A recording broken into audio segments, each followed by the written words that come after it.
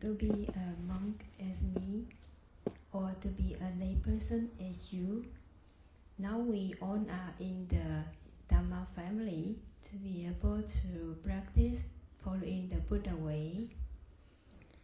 So this teaching already existed for over 2,600 years.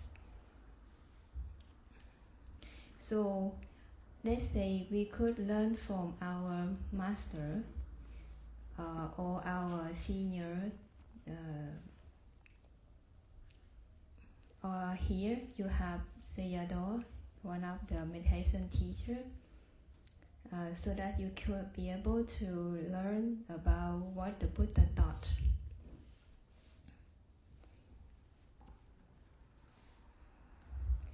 But in the older day, in the Buddha time, the Buddha used to work. He worked from one place after another for traveling, for Dhamma, to give the teaching for those who concerned with him. So he never used this kind of transportation. He never used car to be able to move from one place after another.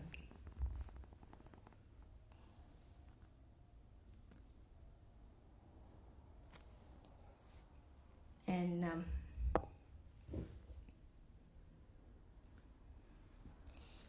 yesterday, I used to share about doing giving or dana or offering, and with my understanding based on the Buddha teaching.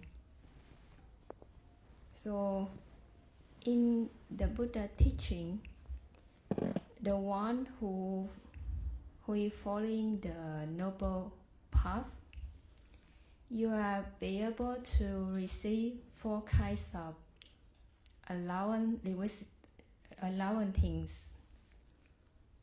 First is food. Why we could be able to receive food? Because this is the right to do. We need food to be able to maintain the body, so that we can continue our practice. So the Buddha allows us to receive food. The second is shelter.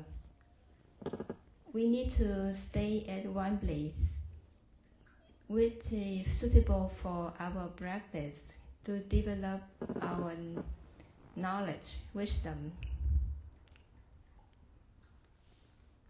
The third is medicine. The Buddha allows us to receive medicine donation to be able to remain our body, so that we can be able to keep on practice.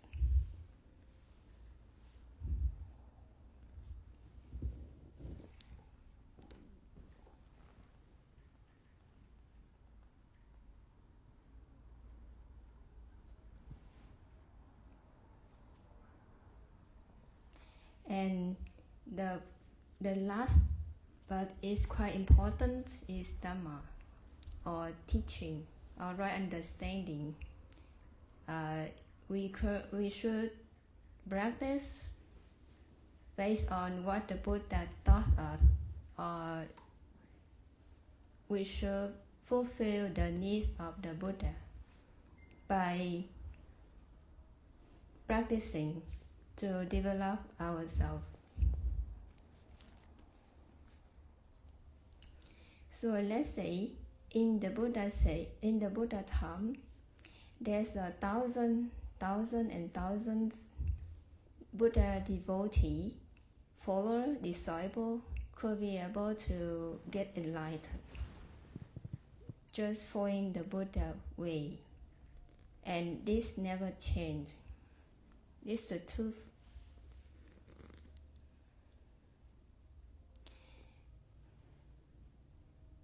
When the Buddha entered the Nibbana, after the Buddha passed away, there's many changing concerned with Buddhism. So the Buddhism travel around the world. So when the Buddhism travel to the north India, it's like China or Vietnam.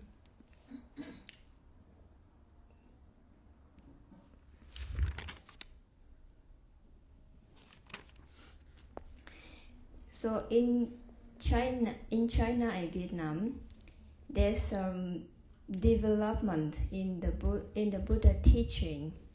So we have more decision. We have more kinds of Buddhism.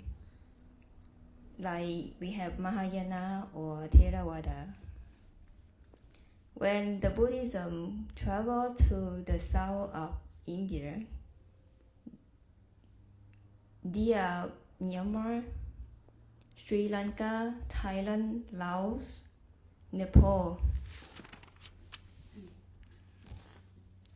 So whenever the Buddha teaching travel to east of the country and area, so the Buddha teaching could not be able to maintain as it is. It will be able to combine together with the nationalities, belief, and also the culture whenever it comes. Let's say if we think about the Buddhism when the Buddha is still alive, there's no any Buddha literature written in the book. There's no any Dhamma books, but the people could get enlightened. So the people in the Buddha time could be able to meet the Buddha by their own karma, and then because of their merit, they could be able to learn from the Buddha and they got enlightened. So because of their good condition, so they could be able to free from suffering. So based on the monk's knowledge, he come to understand there's only 33 masters after the Buddha time, when the Buddha passed away, could get enlightened. So after the 33 venerables, when they passed away, until now there's no one in this universal could be able to get enlightened or get the real wisdom. So no one is enlightened now.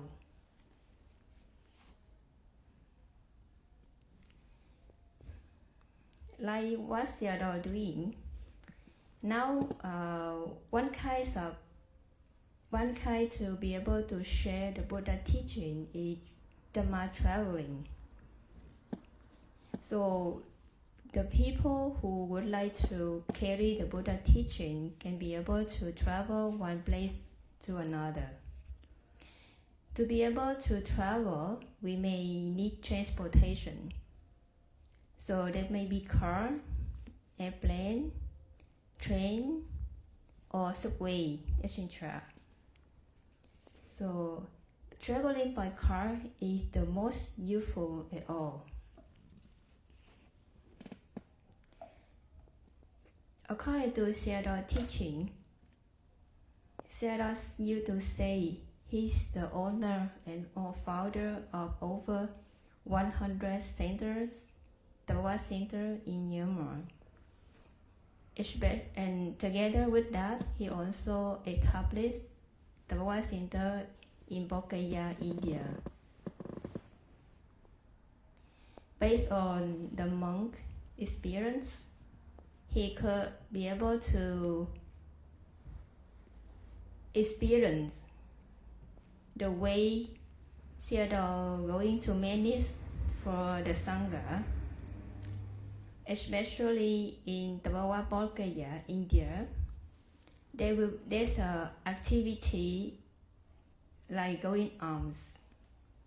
Going alms these days is rarely seen in many Buddhist countries, especially, for example, like Thailand or Sri Lanka or Myanmar, etc. So Tabawa Bodhgaya could maintain going alms daily is really essential to be able to remember the Buddha time. Buddha used to allow us to go alms, to be able to develop our own practice, because this is also one kind of practicing virtue to train ourselves, our mind. Besides, this is also one of the activity to be able to share the Buddha, the image of the Sangha to the donor or the people in the society. But going alms, like I used to experience it with that Sangha group, also it's not too clearly good, not too clearly maintain what the Buddha taught. Because the Buddha said, the one who go alms for food should be able to be able to train their mind, whether they receive a donation from the donor or not. They should eat whatever they get in their bowl. And going alms should not receive money, just only food. The suitable food for eating to be able to maintain the body to practice. So when we are in alms, we rely on the donor. So it's also because of our merit, we may be able to receive or not receive from the donors. We should accept this understanding. So like the Tabawa Center doing, you may use the car, there will be the group of Sangha using the car, travel or go to one meeting point. And then all the people get out of the car without shoe or slipper. They work by barefoot for around one area and then receive donation, whatever they give. And then they come back to the car and go back to the center. But at the center, they still have food for them. The volunteer crew always welcome and wait for the Sangha when they go back to the center and eat. So, let's say, is it necessary to do alms or not? You still go out to receive donation, but you still have food for enough for yourself. And this is a kind of the way you manage should. It's not match too much with what the Buddha teach.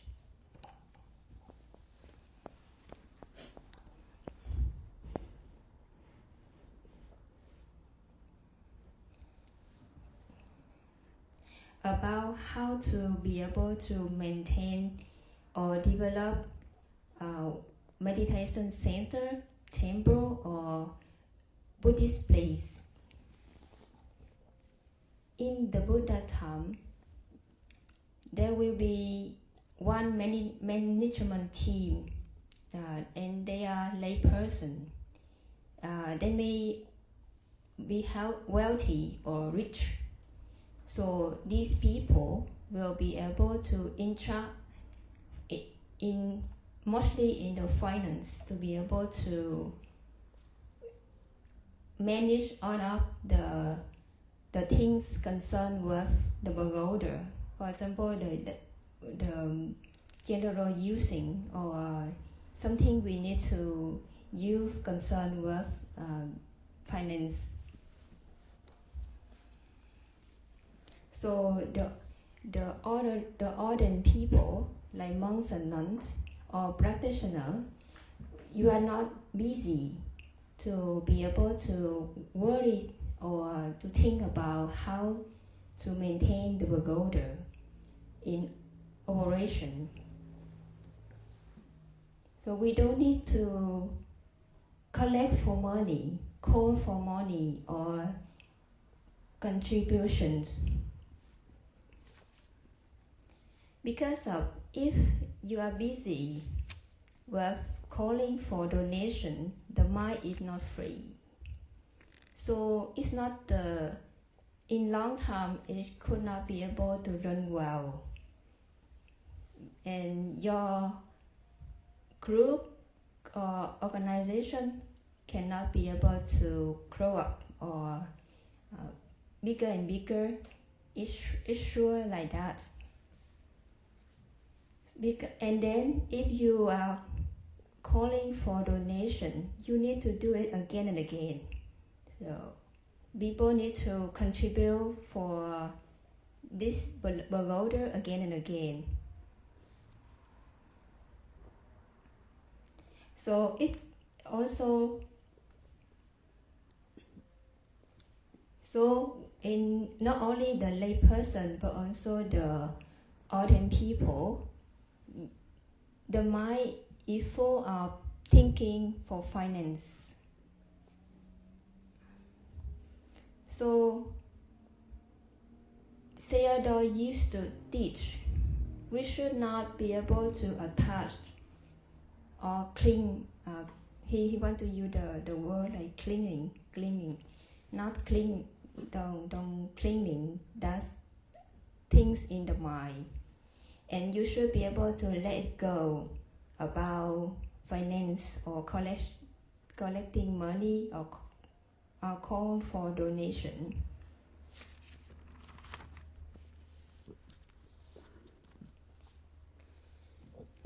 So there's one question from the yogi I used to listen last Sundays.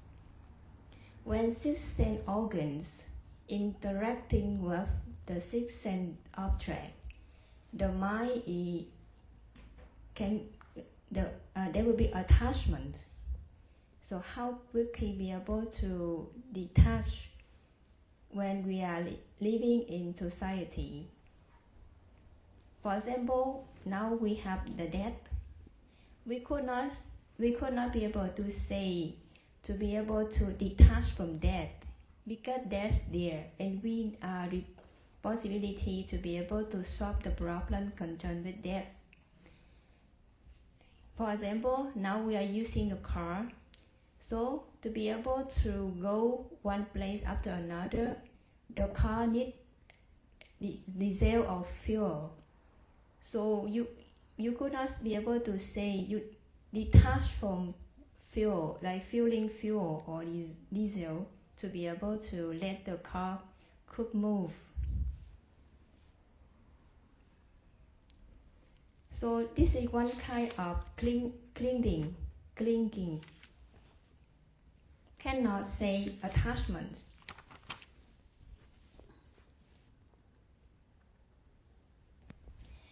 When I was a lay person, I used to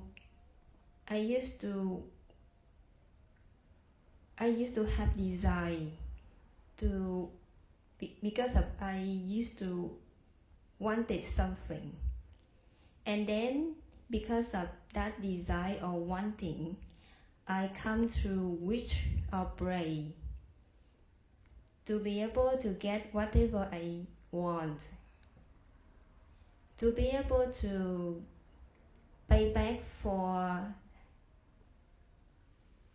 the thing I already got. I need to make the promise. I need to pay back by something. So, but when I did ordination, I don't want to do like this anymore. So whatever I want, I just brave. I brave with my intelligence and ability. In the practice, with my own merit, I could, so everything I wish can be able to be fulfilled. So it's based on our own ability and intelligence. The Buddha say, the one who would like to have order, you should be able to help yourself first. You should be satisfied in your practice first. So this is the right understanding of self-practice.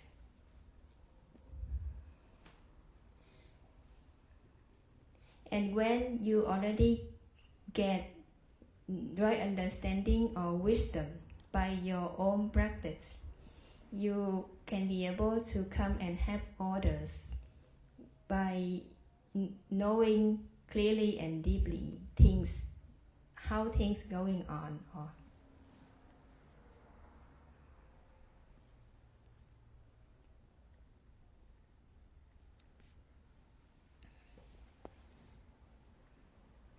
I would like to share the story. How could I meet Sayadaw, or how could I could be here to practice? I used to stay Vanvasa in India for 4 months. I just come back from India. So when I was in India, I met one Sayali. She's around 80 to 90 years old. She's quite old. I met her in the market. And at that time, she was going alms to receive food. And I was working at the market. So we met each other there. And I didn't know, but when I met her, this old nun tried to convince me to be able to come and meet one master, and it's a Sayadaw. Because when in the talking, she come to know I will be back the US after India, and she know this master is there in US. So she told me I must try hard to be able to meet this master. And when I meet this master, I need to study hard with him.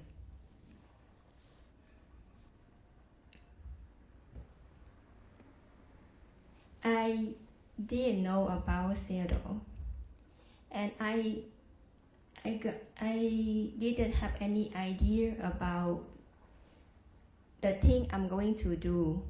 I could not promise what I cannot do, and it's really hard to be able to make the promise with this old nun, even though she sincerely requested me again and again. Please meet Sayadaw. Please come and study with him. And in my side, I could not make the decision. I could not promise. I have no any idea how I could find Sayadaw. because there's a lot of master, there's a lot of monks there among the international Mahasangha. So let's say it's nearly 50% the number of Mahasangha member is a fake monks. I dare to tell this. Not, they don't really practice as a monk.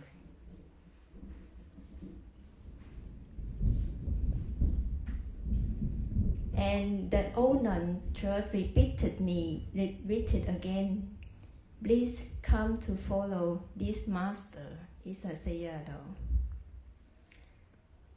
And because of Sayadaw teaching is really essential, and it's good to practice, it's really good. But in my side, I could not make any decision. I cannot promise what I could not do. So times go by. I just kept that memory in the mind. Like I used to have the conversation with the old nun in India, and she really requested me to be able to meet her master, because of she said like she really missed Sayadaw, but she could not be able to meet Sayadaw again maybe. So by knowing I'm going back, by knowing there's a one who going back to US, she wants to give the hope, the wish that person could carry the message through her master.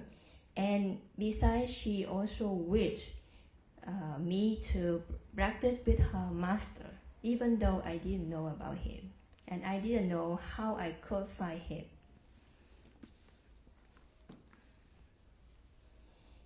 And things going, I came back to Vietnam after Indian trip. So the abbot of this Ngọc Phúc Vietnamese temple, he came to Vietnam for health treatment, and it's by chance. His doctor is my younger brother and living in Vũng Tàu province. So when my younger brother come to know I'm going back to the US, he told me to be able to come and stay with the abbot here in this temple. He told me this Buddhist temple is really peaceful, very good. And this Vietnamese temple may be suitable for me to practice. In my side, it has been over 20 years I continuously live in California. So I have no idea to be able to come here in New Jersey instead of California. So from India, I should go back to California, not New Jersey. And the way is long distance traveling from New Jersey to California. But it comes by itself. There's something wrong in my flight ticket because of the helper. Someone helped me to book and prepare for the flight ticket. More room, more. But there's something happened that I couldn't know. I must fly to New Jersey instead of California as I expected. So things happen like this. And okay, I'm okay with the flight ticket because for me, I could not prepare by myself.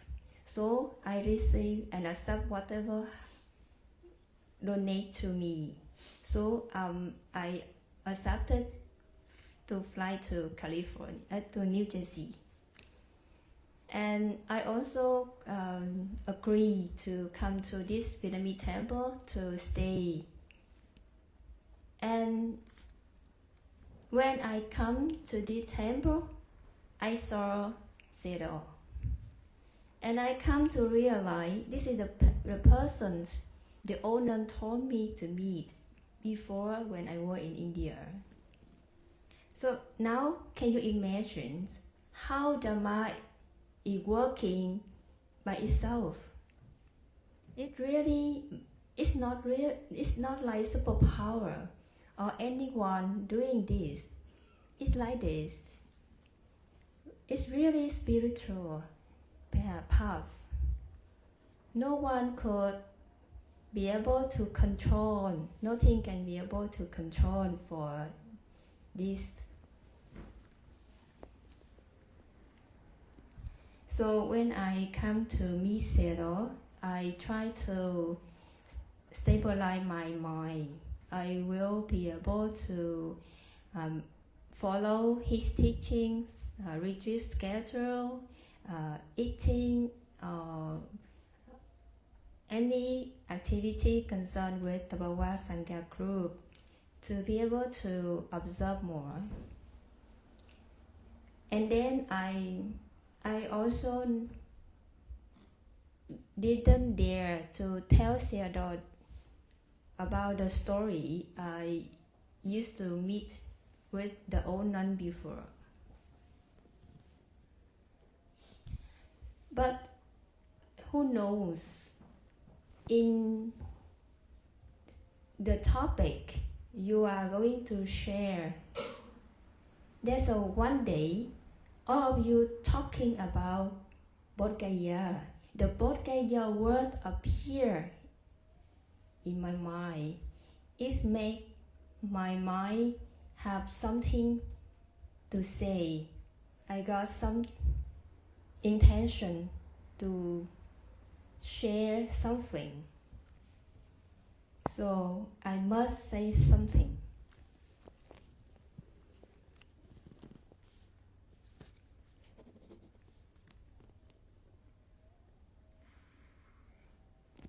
And about the car meeting, Theodore used to conduct one meeting about the car, and because of I didn't feel to be involved, so I decided stand up and go out.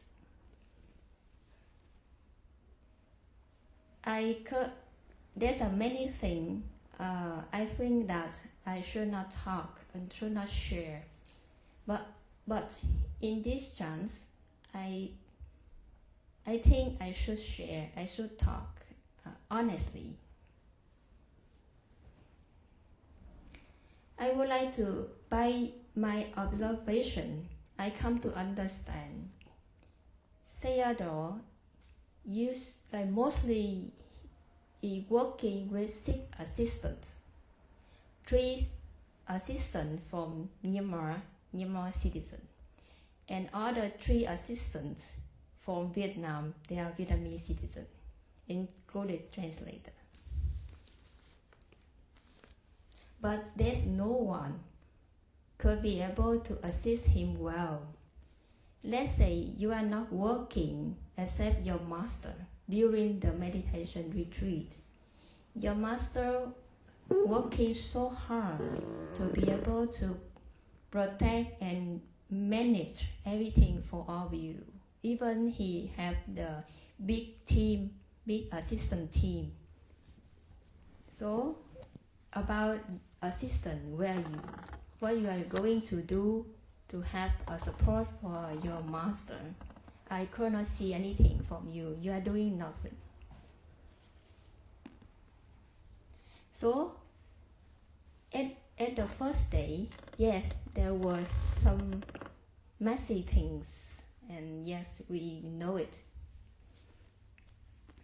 And can you imagine you have only one master and he's a leader for the trip, the whole trip, and he's a founder, he's your teacher, but you could not be able to assist or taking care of him well. So let's say if something wrong going to be happen and your master could not be able to continue follow the trip with you. So how about the six assistants? Can you be able to lead the whole group to continue the Dhamma tour or not? Can you dare to do it instead of your master or not? You should reflect yourself.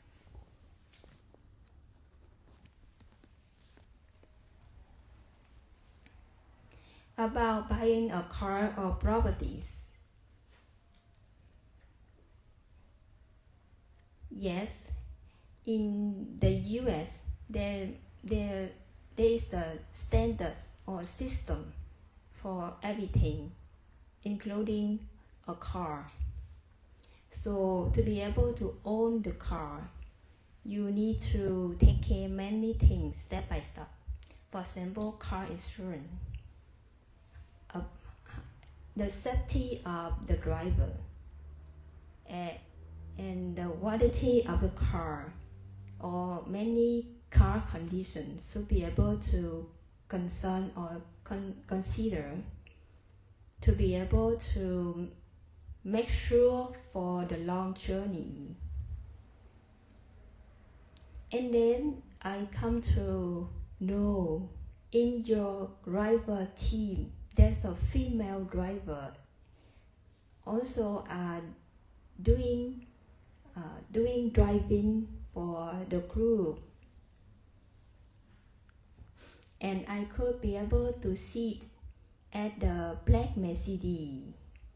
So that female driver, I could feel it's so hard for her to be able to maintain or drive the car in some of the case.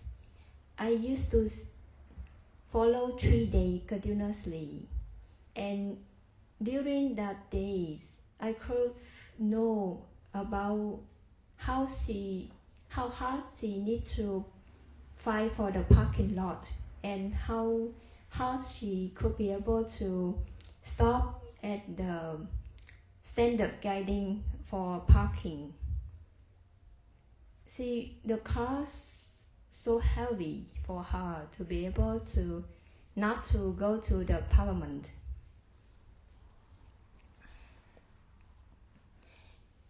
And now you are going to travel from New Jersey to Texas. So it's quite long, maybe around 2,000 miles traveling. So can you be able to think about what going to be happen in your journey or not? Now all of you are learning with your master. The master told you, please stop attach.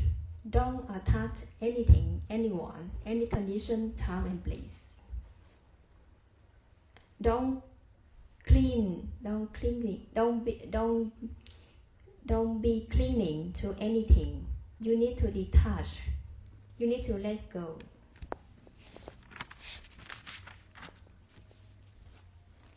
I have some of the doubt between the words we are using here. For example, clinging and attachment. Let it go and detach. It maybe have some same meaning, but it look different. Sometimes I think the way Sayadaw using words like attachment and detachment, but sometimes it may have more meaning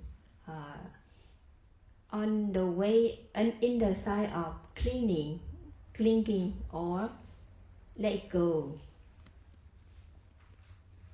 So I just have some recommendations about that. Because of, as you know, the words could not be able to represent for the Dharma, which Sayadaw trying to teach all of you to have right understanding and then can practice well. And also similarly to Vietnamese, the Vietnamese word also very variety, deep, and a lot of meanings. So sometimes just a little different in writing also could be able to make another word, make the meaning go far from the words the master would like to teach you. So it's easily to understand wrongly by this is one kind of side effect by using word. But for the meditators or the one who is practicing Dhamma, all of us may clearly understand the words is really not important. The right understanding is more important more important for all. And then because of that, we can be able to accept the wrongly or rightly can be able to happen by using words to communicate to each other. We may not attach in using word. We can be able to let it go if something wrong happening in the meaning or translating or by explanations in the side of words. If we cannot let it go, we cannot be able to practice well. So we all can understand it easily.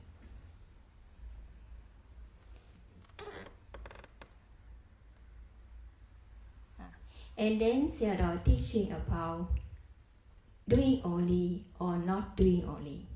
So the word only is really hard to understand deeply because of it's very hard.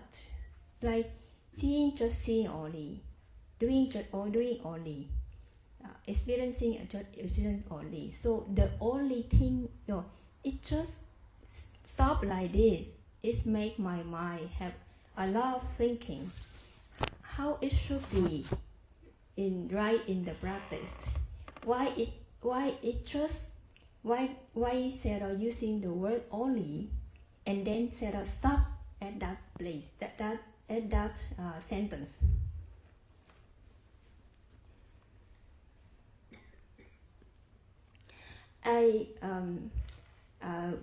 We are in the Dhamma family, so I also would like to ask Sayadaw permission to be able to share my understanding or feeling honestly. There may be something can be able to hurt your heart or your understand, or maybe someone you dislike my explanation or sharing, or there may be something concerned with understanding. It doesn't match with Sayadaw teaching. I'm not. I have no idea to fight with you. I just want to share. It may be not the same with your understanding or intention.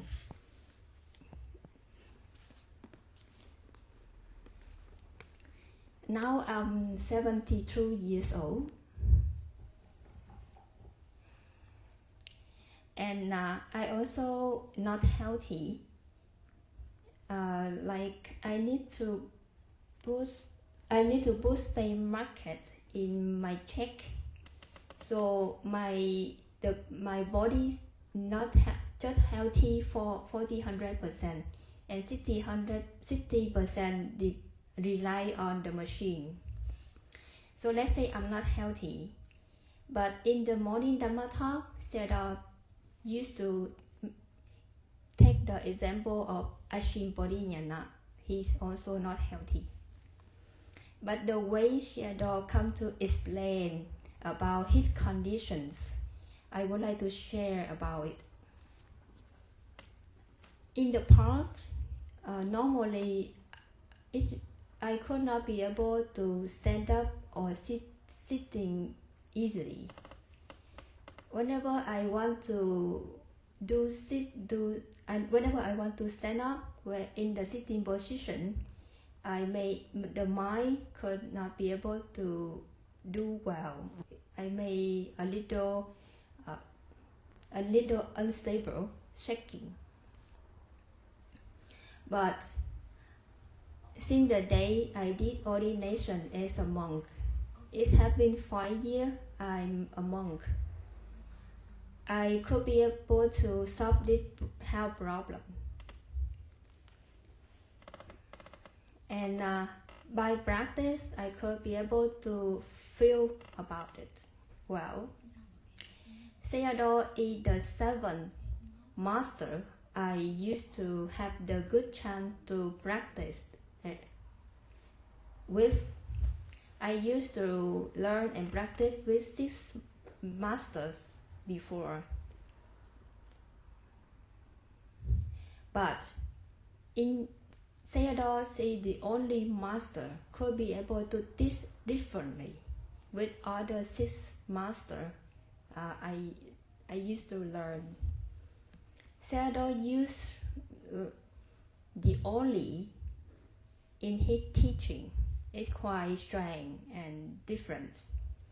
Sayadaw may use the word to like hearing just hearing only, seeing just seeing only, something like this. It's really different with other teaching. About how to manage for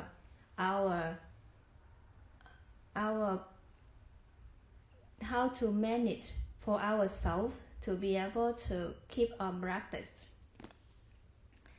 Now I retired from my work, so now whenever I want to go traveling, or practice, I doesn't try to call for donation in cash. I try to manage by myself. Before, I used to stay 6 months continuously in the US, and then 6 months continuously in Vietnam. But now my traveling schedule has some change.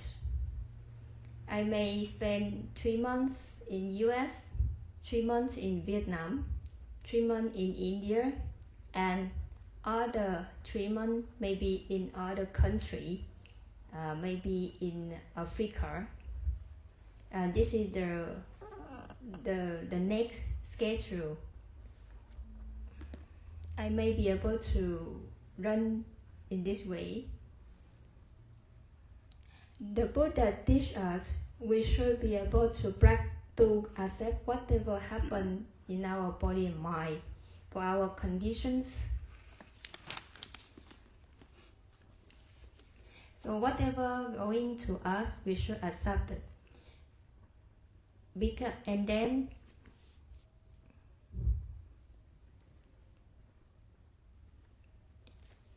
whatever happened to us, we also can be able not accepting it. But later on, we need to be able to transform our mind to be able to adapt with that condition.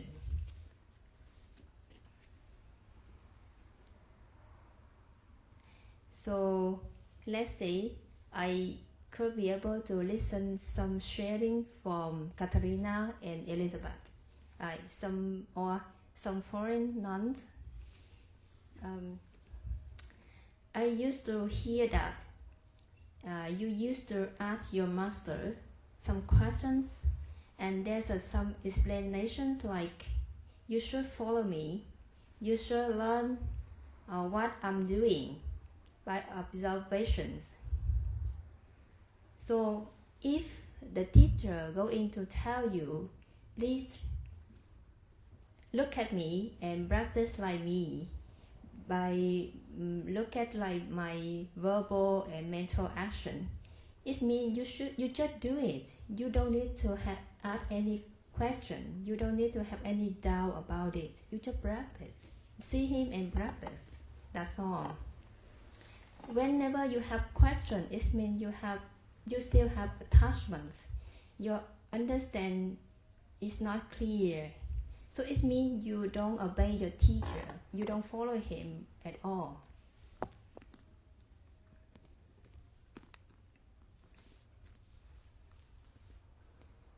So the Buddha used to have some words to be able to teach for his follower. First of all, you should be able to follow the Dharma or the teaching instead of following one person or one master or one teacher.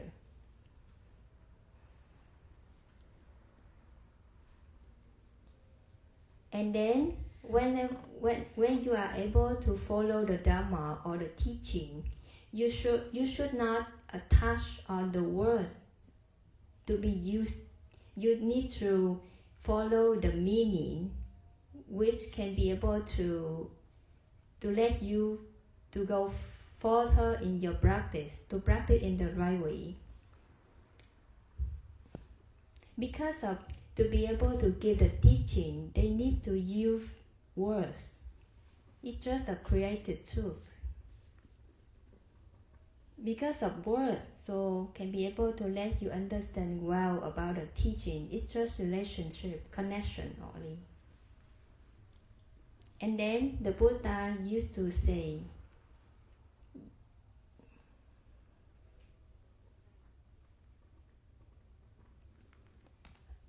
maybe the teaching or the words the teacher is using can be able to fulfill the intention to hear from the learner, but you need to reflect yourself whether that teaching is suitable and essential to practice or not, whether that teaching right or wrong to be able to follow or not is important. You need to think about it deeply and clearly. By not only listening to the words or the teaching taught by the teacher, you need to try to understand. And the fourth is, the Buddha used to say, if you following me and you cannot be able to understand me, so it means you already look down on me. You don't really respect me. The Buddha used to say, whatever I say, you should not be able to believe. Firstly, you don't need to reject or attach, but you need to understand why is it. So let's say now we can be able to, by thinking in this way, the question is, are we doing the right, are we going to do in the right way or not, based on the Buddha teach.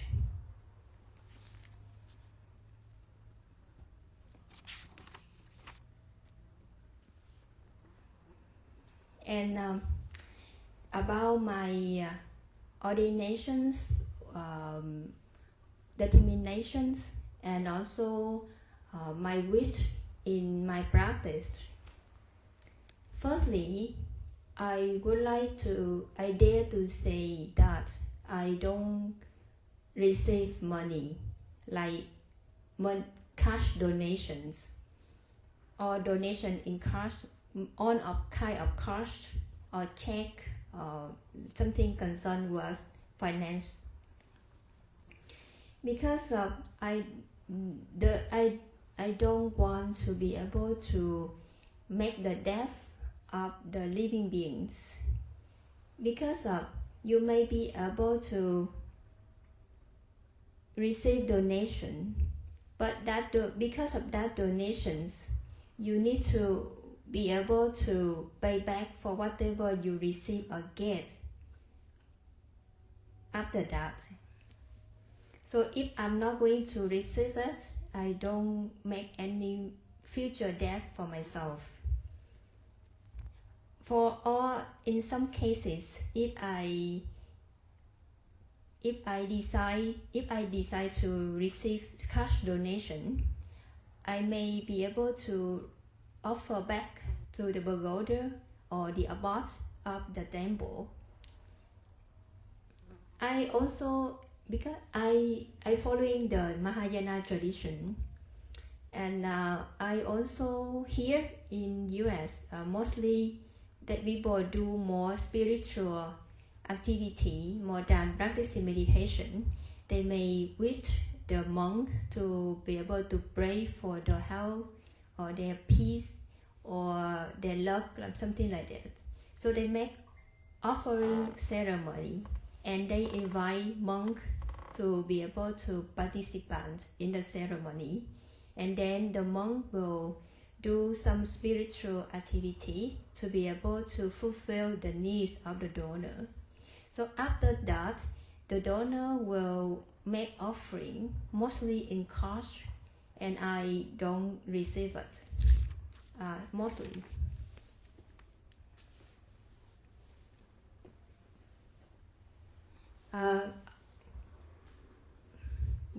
According to my understanding, now I'm a monk, so I belong to the Sangha member. So to me, everywhere, whenever I come to stay, that's a temple, that's a spiritual place. So I dare to go everywhere. And for my ordinations, I ordained at the Yungu Temple in Westminster, California. And then when I come back to Vietnam, I did physical ordinations at Phật Ông Temple, Long Thành, Dong Nai Province. So for me, concerned with my monk ordination, there's 2 temples only. It's certified for my ordinations based on Mahayana tradition. That's all. So when you are asking where is my temple, I have that 2 temple only, and the rest I can stay or represent for whenever I'm going to stay.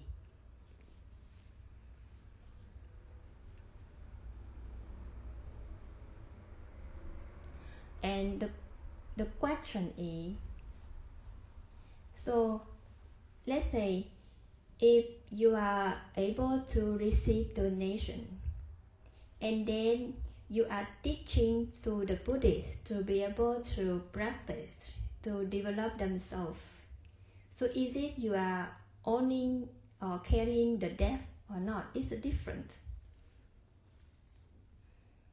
So according to my understanding, I the one who can receive donation because of the donor would like to donate to me.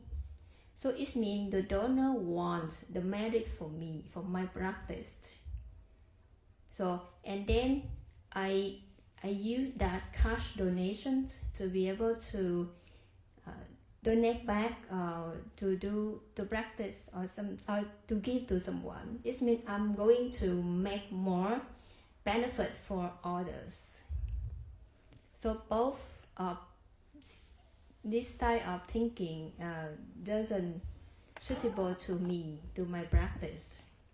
I doesn't want to make other people to concern with me like in finance. I doesn't want to make the debt on others by concern with finance.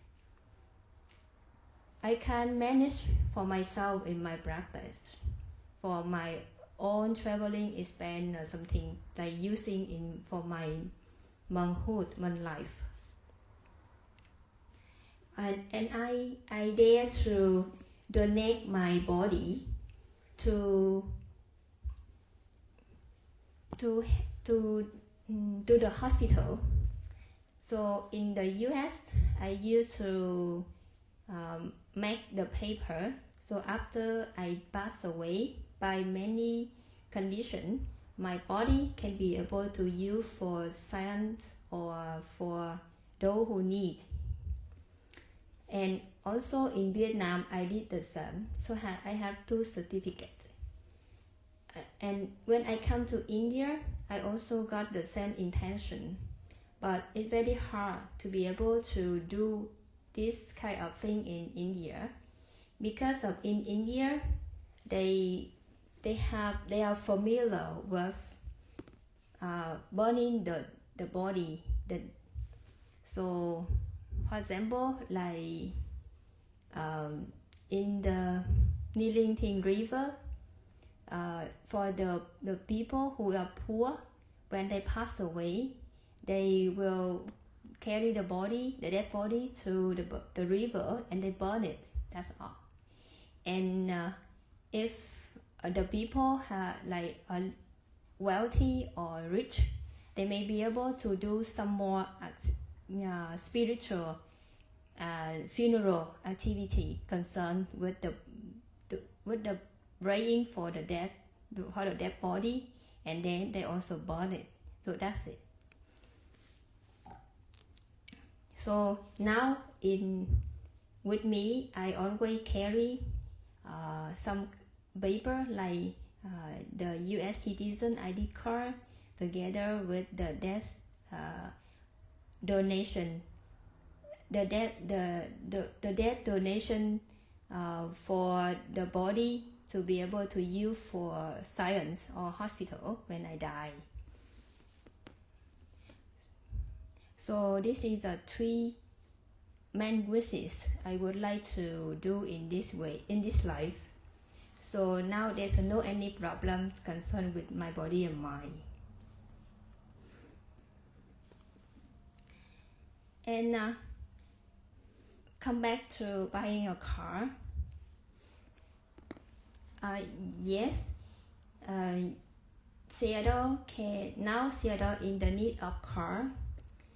And the car can be able to make Dhamma tour to let Seattle travel one place after another for Dhamma.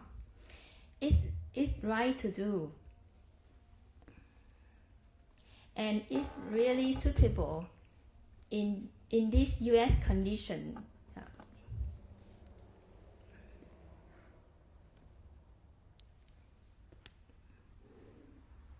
About teaching to your devotee, disciple, and assistants. I would like to request Theodore, can you be able to spend your time, even though you're really busy, to be able to give the teaching exactly, and can you be able to take care for your devotee, disciple, or assistant, so that they can be able to assist you well? You should be able to remind them for their own behavior in their body and mind.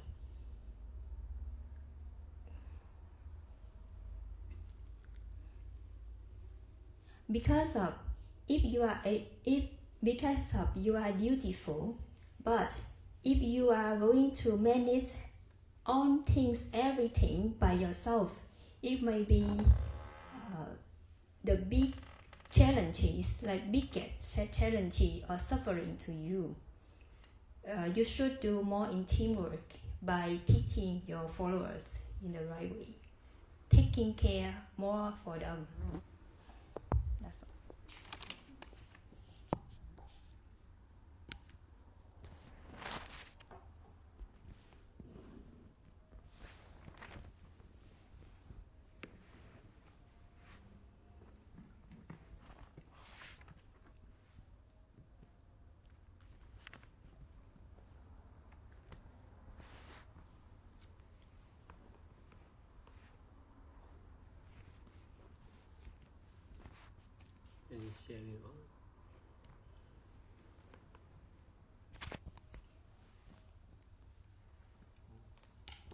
Hội chúng còn ai có chia sẻ gì nữa không ạ?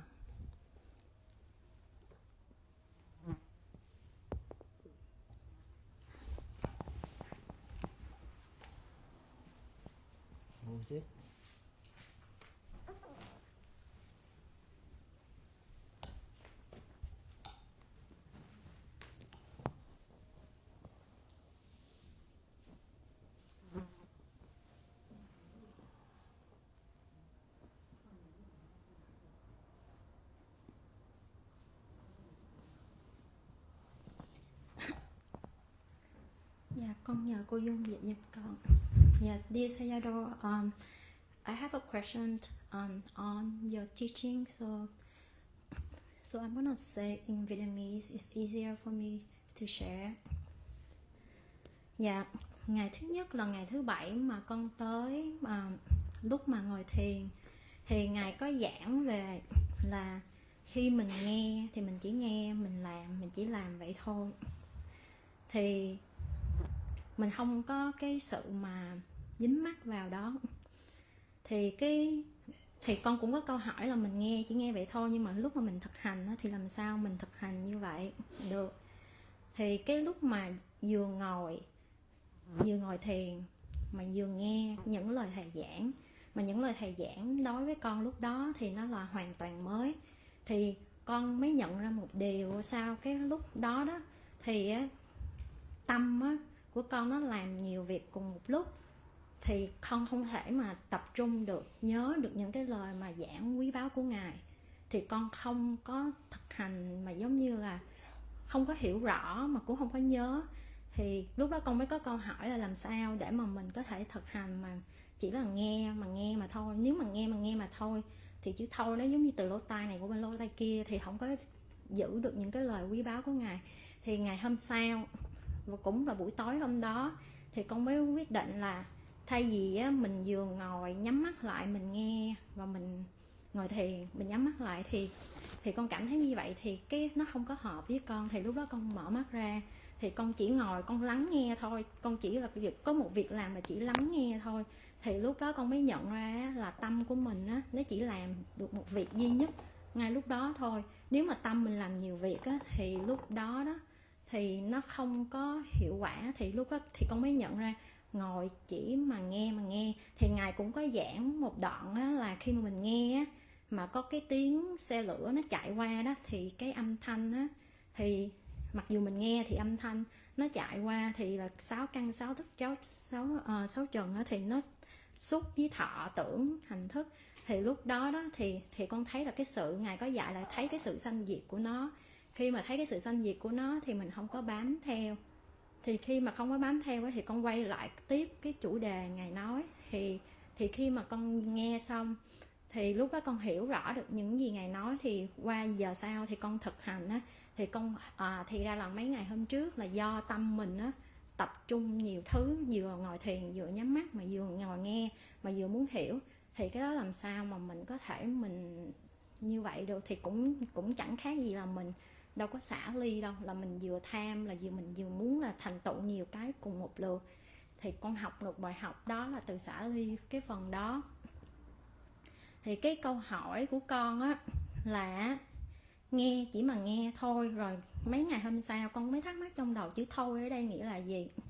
Thì con nhớ con có đọc một cái bài kinh Vô Ngã. Thì trong đó thì có giảng là các vị A-la-hán thì các ngài mà khi mà chưa có các ngài đã đạt được chứng quả rồi, đạo quả rồi, nhưng mà ngài chưa có giống như nhập vô niết bàn thì các vị đó khác với mình là mấy vị đó cũng làm công việc giống như mình, nhưng mà họ không có cái sự dính mắc vô trong, là không có cái việc mà sự dính mắc, họ luôn luôn có cái sự xả ly. Còn người thường của mình làm cái gì cũng có sự dính mắc vô trong trọng. Thì con nghĩ là khi mà câu hỏi ở đây thì ngài cũng có giảng là đàn ông thì cũng giống như đàn bà, Hoặc là con biết làm sao mà về khoa học thì đàn ông với đàn bà nó đâu có giống nhau đâu, nó khác nhau mà về biology mà. Thì con mới nhớ lại là những cái lời ngài giảng á, khi mà mình làm việc gì á thì mình phải uyển chuyển trong cái việc của mình, trong nhiều cái vai trò, để mà mình có thể mình nhìn nhiều khía cạnh khác nhau, mà mình có thể đặt vào cái vị trí của người khác như thế nào. Tại khi mình xả ly á là mình cảm nhận là mình có lợi cho mình mà cũng phải có lợi cho người khác nữa. Tại vì Đức Phật cũng có giảng một đoạn là nếu mà công việc đó mình làm không có lợi cho mình mà có lợi cho người khác mình cũng không nên làm, mà có lợi cho người khác mà không có lợi cho mình cũng không nên làm, nên phải có lợi cho cả hai mà trong chánh pháp. Thì lúc đó con có một câu hỏi là như vậy, thì nghe chỉ nghe mà không phải nghe mà đàn bà thì giống như đàn ông mà không có chấp, giống như không có sự phân biệt như đây, thì có phải là mỗi lần mình làm cái gì á thì việc gì đến với mình á là do ăn thua cái cách mà mình phản ứng lại. Nếu mà cái phản ứng lại của mình nó là trong cái trạng thái mà ôn hòa thì cũng giống như một cách xả ly rồi. Với lại trong cái khoa học á là người ta chứng minh á là con người hay là những cái thực vật hay động vật á đều cấu tạo là từ đất nước gió lửa. Mà đất nước gió lửa thì trong cái sắc pháp trong 28 sắc pháp thì thật sự ra mà nói thì cái sự mà khác biệt nhau á, thì nếu mà nói về ngoài khoa học á thì trong Phật pháp ấy, thì mọi người đều bình đẳng giống như nhau. Mà bình đẳng giống như nhau tại vì do họ đều cấu tạo từ thân tứ đại là đất nước gió lửa. Thì con mới hiểu ra ý ngài muốn nói là đất nước gió lửa đây, tại vì mọi người bình đẳng nên không có sự phân biệt, thì nên mình không có cái sự mà người này nước này hay là người kia nước nọ, hay đàn ông đàn bà sẽ có những cái vai trò khác nhau. Thì câu hỏi của con có phải là do mọi người đều có thân tứ đại là cấu tạo từ đất nước gió lửa, khi mà ngài ý muốn nói xả ly là mình coi mọi thứ là đều bình đẳng thì không có dính mắc đến cái việc đó, thì có phải con hiểu cái từ xả ly như vậy là có đúng hay không? Tại vì khi mà mình còn sống thì hiển nhiên là 6 căn tiếp xúc 6 trần rồi, thì do ăn thua là cái cảm thọ của mình á, lúc đó là mình có phản ứng dữ dội hay là phản ứng mạnh mẽ, hay là phản ứng coi như chỉ vậy thôi, là giống như là mình học chỉ con theo con nghĩ là vậy thôi, là không có chữ là attachment ở trong chỏm. Tại vì nếu mà con nổi giận mà con nói tiếng Việt với một người nước ngoài, họ đâu có hiểu con nói gì đâu, thì họ đâu có giận con đâu, tại vì họ đâu có attach vô cái từ đó đâu. Dạ con xin hết.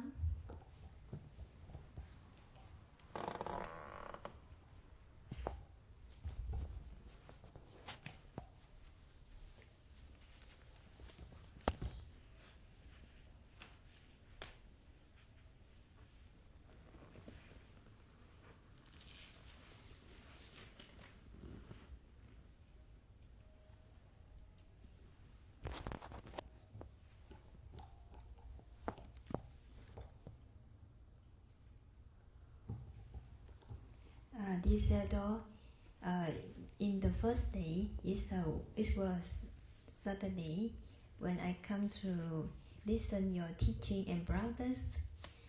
You used to teach us listening is just listening only.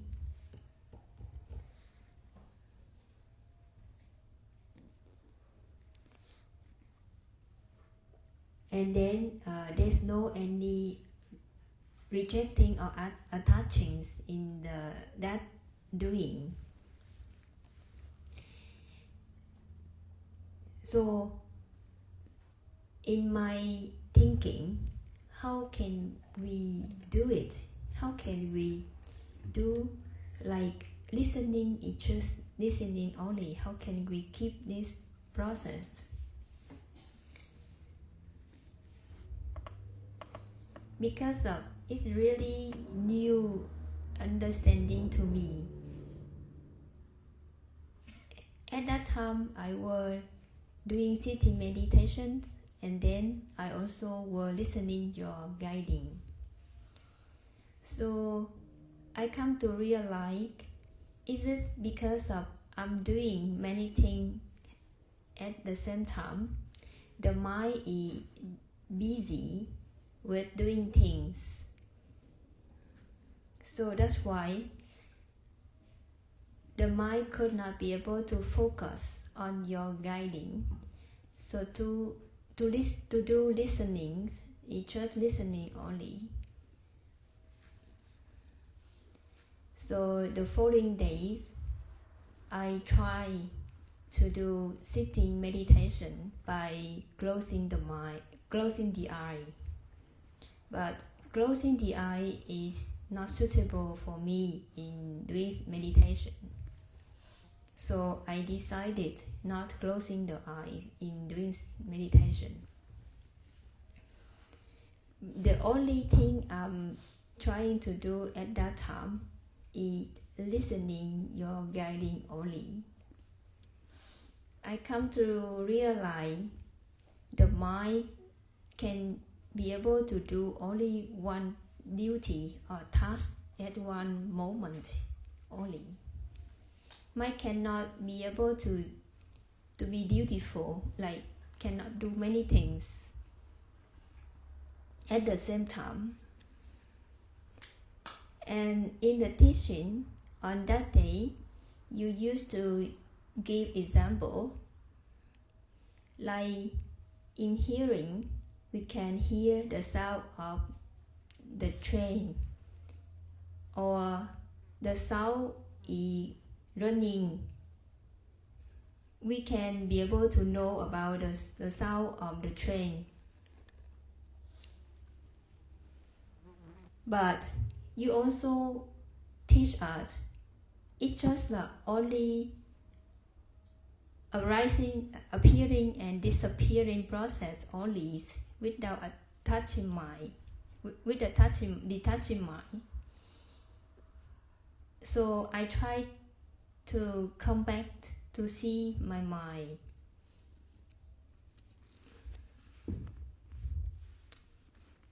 And then I come to understand, because of the mind used to focus on many things. I try at the time I was listening your teaching. I also was closing my eye, and then I also have the desire to be able to understand your guiding. So it means I created lobha, a lot of lobha, to do many things successfully. I want to understand your guiding. I also doing many things. So by knowing like this, I try to be able to detach. And the question is raising to my mind. Hearing is just hearing only, because you are teaching at that time. So what is it? What is the hearing is just hearing only? So what is the meaning of the word only? Why Sayadaw using the word only? I also read the sutta, Anatta Lakkhara Sutta.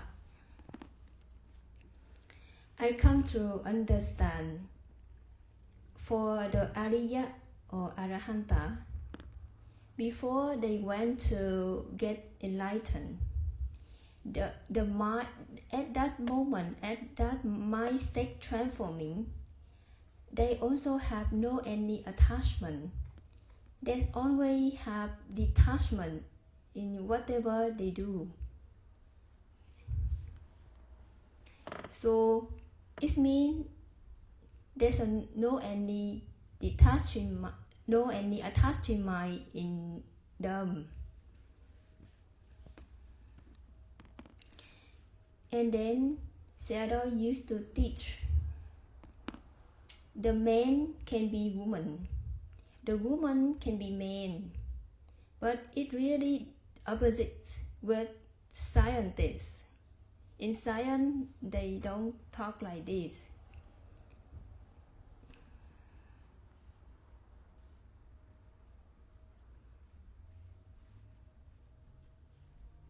And then I come to read the Buddha teaching. Buddha teach us, and then Sayadaw say we need to do everything for others, for everyone. And then I come to learn about Buddha teaching. The Buddha used to say, whenever you do something for others, you should remember the benefit. If that actions brings the benefit only for yourself or others, you should not do it. You should do things can be able to bring benefits for you and others. So back to Sayadaw teaching. So it's right. The man can be woman and woman can be man. Everything is the same. Everyone is the same. So what is the difference? The difference because of our right understanding, because of our action and reaction, because we react to whatever we dislike, or because of this reactions. So in science used to say about the way can be able to the form the way to be able to cause in science used to explain about body structure. It's also the same way with what the Buddhism could be able to explain. So the body is come from 4 elements like earth, water, wind, and fire. So in Abhidhamma we say like 28 rupa dhamma. So there's no any difference in the side of understanding.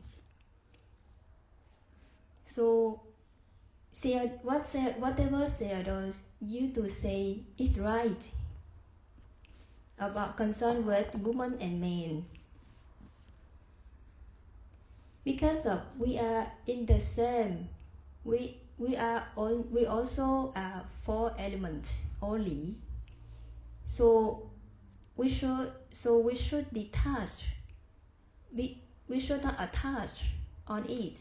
So there's no any attachment here.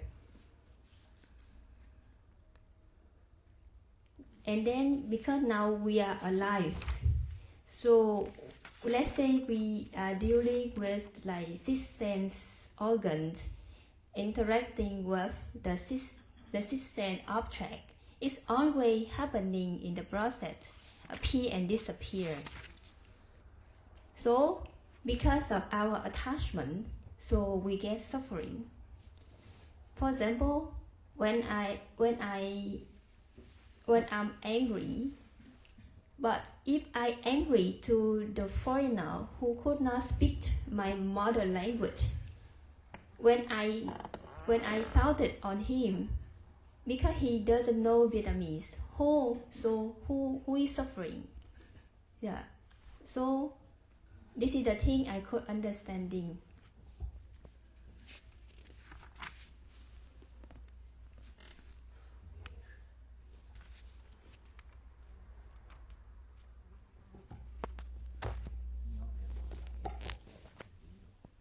Dạ, để chút xíu để báo cáo thầy sẽ.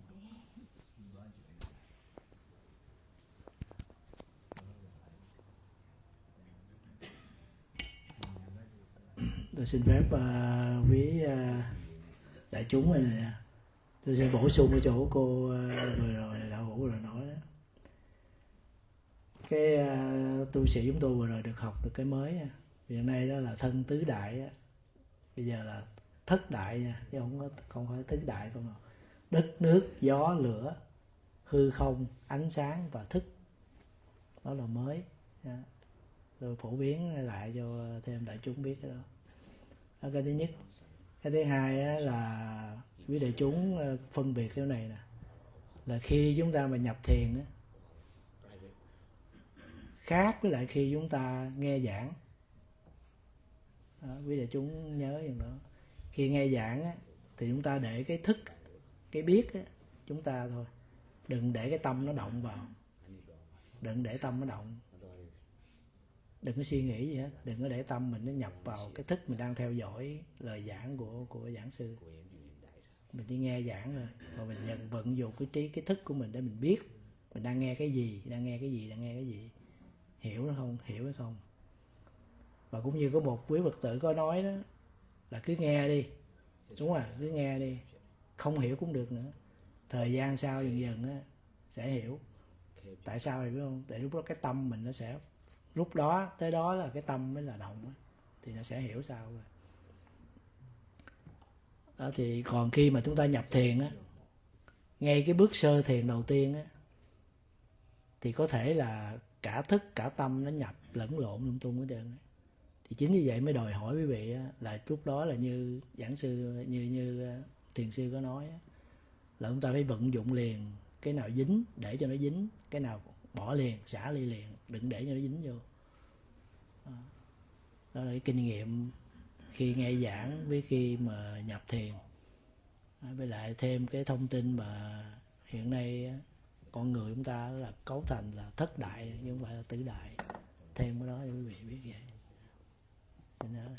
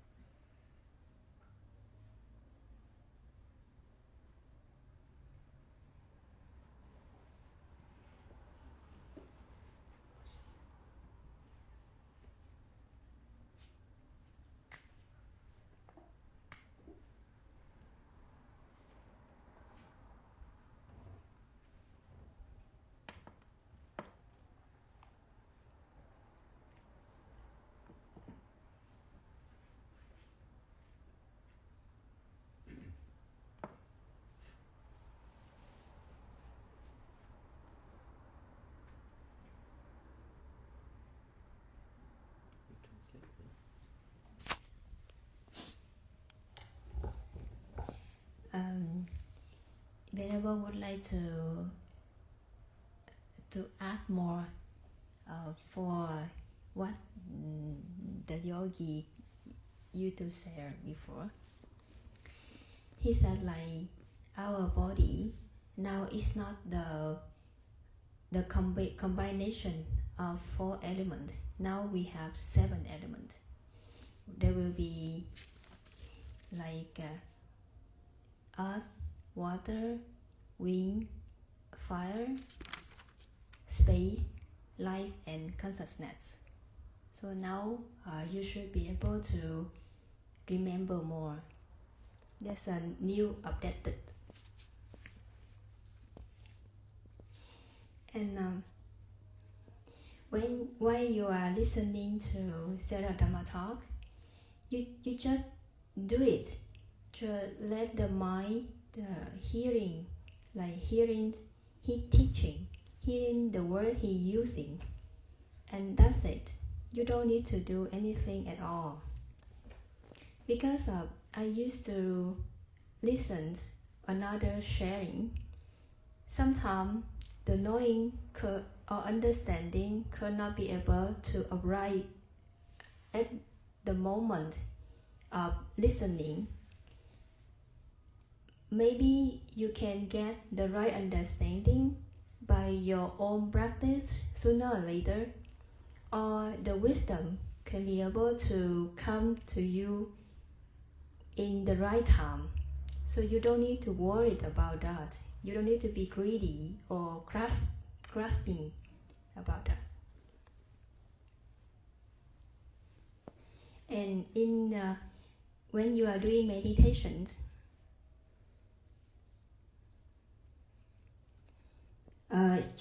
you can be able to apply Sayadaw guiding, and like you can do sitting, and there will be, if there anything happens in the body and mind, you can be able to not retract but not attach on this. The experience is just experience only, while you listen the guiding and then doing meditations. Everything will come on the right time, and surely. So you don't need to feel something if you don't understand Sayadaw guiding in the meditation.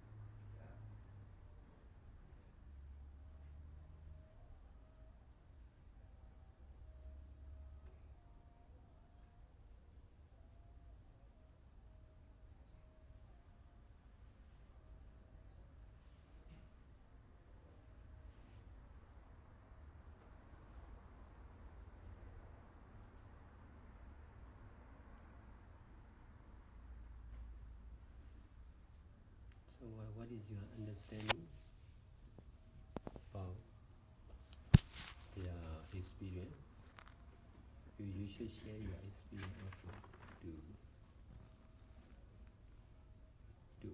to answer your question, to answer their not understanding.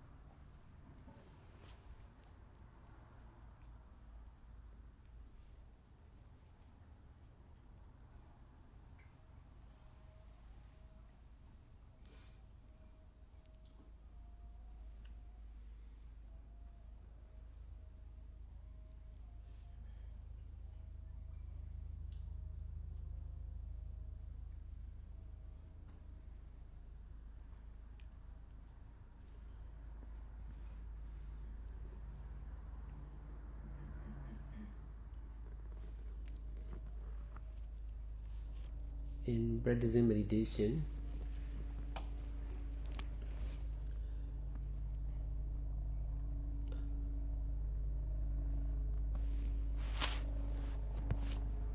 we must dare to continue the practice seriously, depending on changing time, place, person and condition.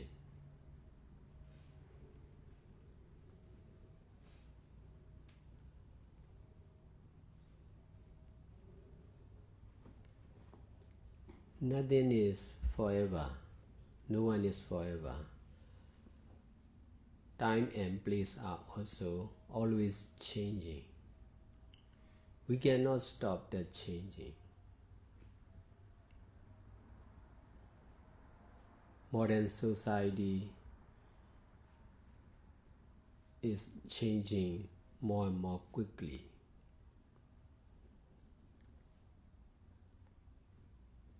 This is the same for practicing and teaching meditation, including doing all kinds of good deeds.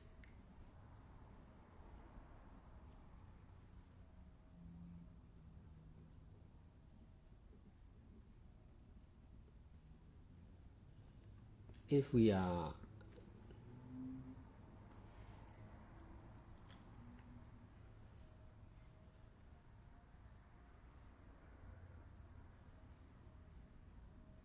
not in harmony with changing, we will not develop.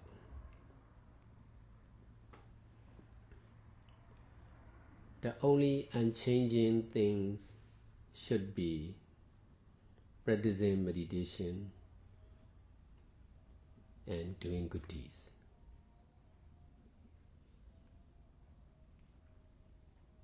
As a meditation teacher, I emphasize to continue teaching and doing good deeds. Like this.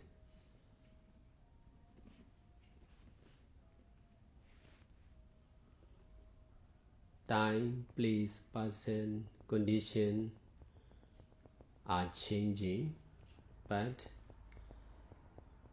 the only unchanging thing is teaching, meditation, and doing good deeds. Only the action stay the same. Practicing meditation or teaching meditation.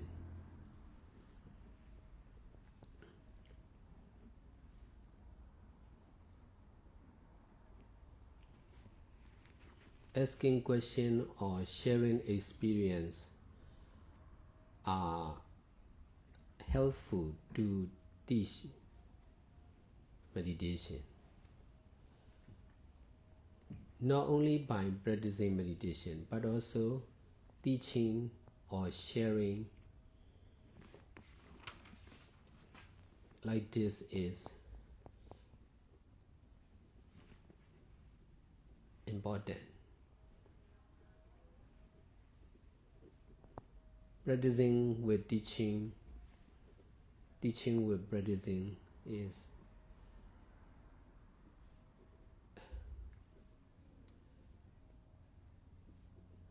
better than teaching only or practicing only.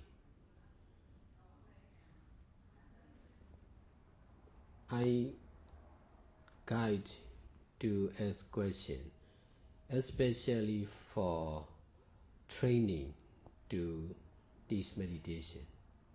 Only by sharing or teaching meditation, you can understand more, you can understand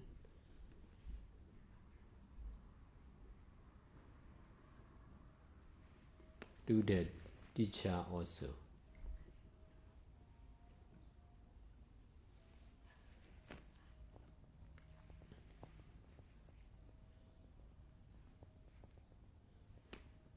Because of Dhamma taught by Buddha, many living beings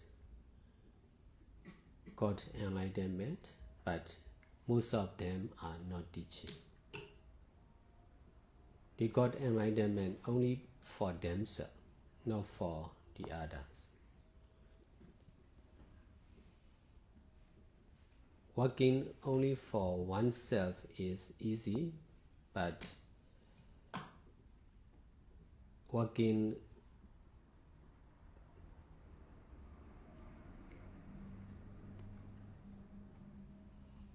for all is difficult.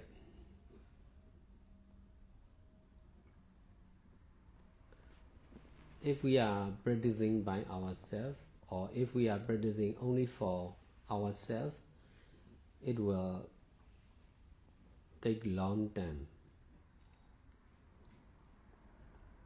If we are practicing meditation or teaching, doing good deeds for all, for the other or for all, it will be more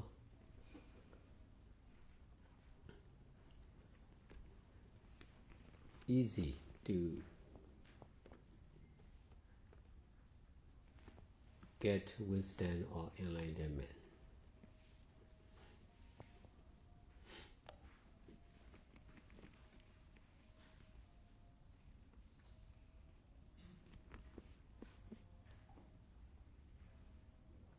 Because of practicing meditation, one of the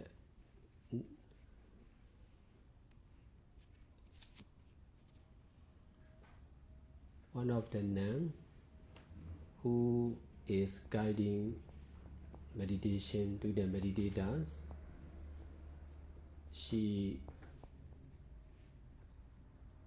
guided me to teach guided meditation to the meditator.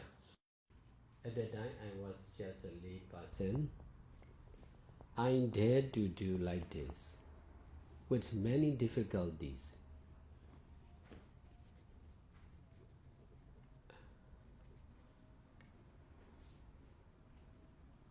That's why I can continue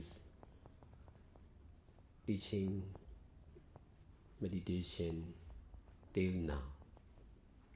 Only by practice, I became more and more skillful. In 1999, I was invited to practice meditation in one of the 5 days meditation retreat like this. I dared to practice meditation. That's why I got the chance more and more to practice meditation. Because of practicing meditation, I got the chance to teach meditation to the other meditators. I'm there to take meditation. In this way, I am practicing and teaching meditation till now. Practice makes perfect. But most of the meditators dare not practice like this. To do good deeds concerned with Buddha, Dhamma and Sangha is really difficult.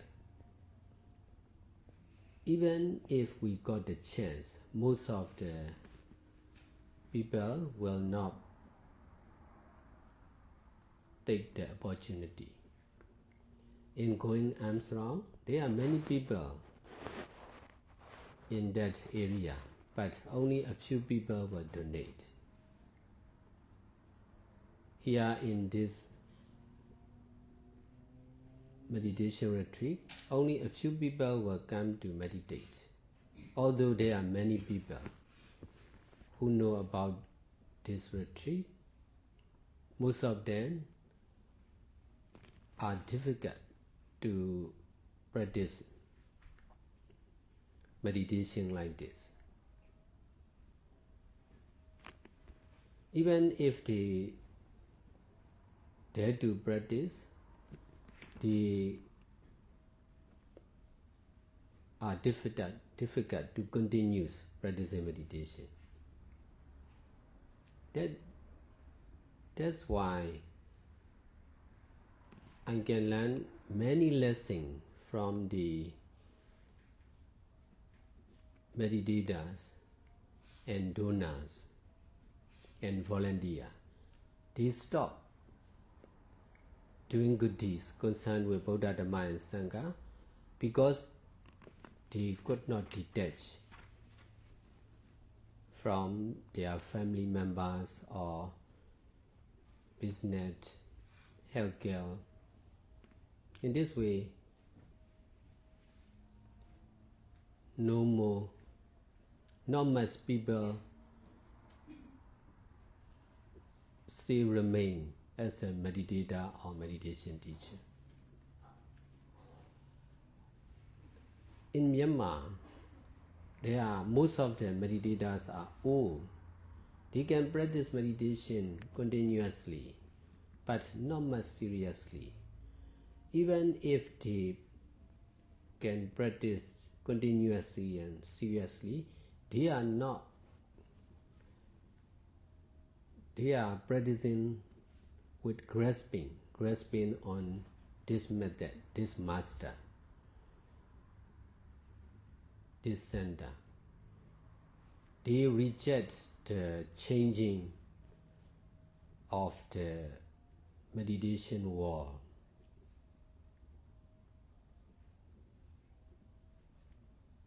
That's why they still remain as senior meditator, not much developing in their intelligence and ability in doing good deeds. I can learn a lot of lessons from them.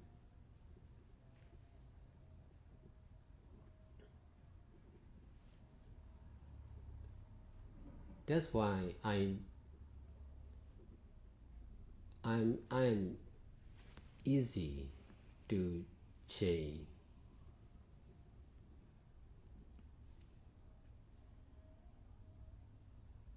I can learn from everyone.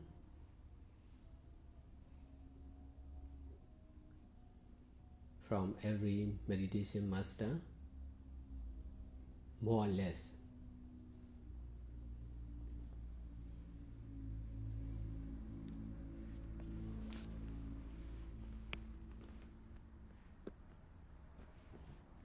Because there are not much well-known meditation master and meditators in the meditation world. Therefore, not much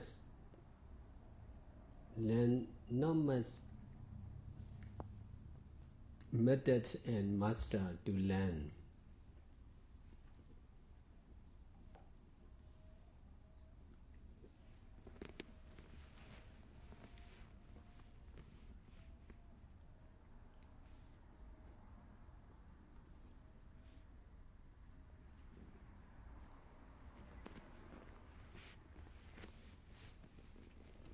I use the power to teach meditation.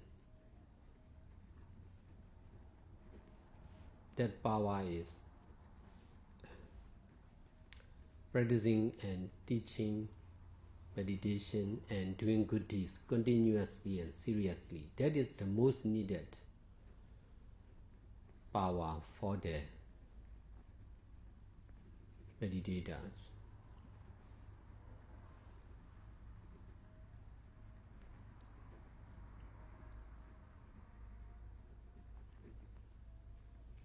Doing good deeds itself is really difficult. So, to do good deeds continuously for long term, freely, limitlessly will be the most difficult. So that's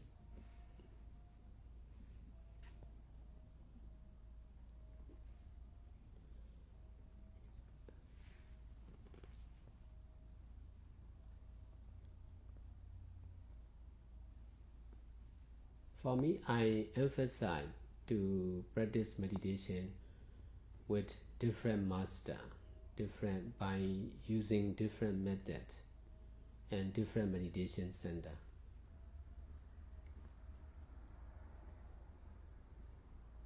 Besides, I practice at home, at job.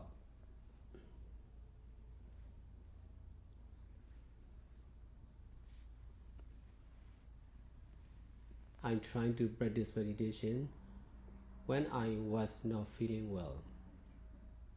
In this way, I can detach from medicine, business, law and regulation, and everything and everyone from the society. In this way, I became really practical.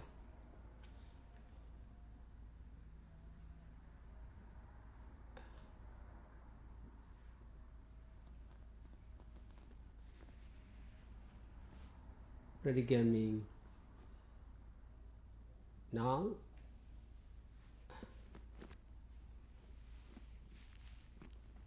there is 70 meditation retreat.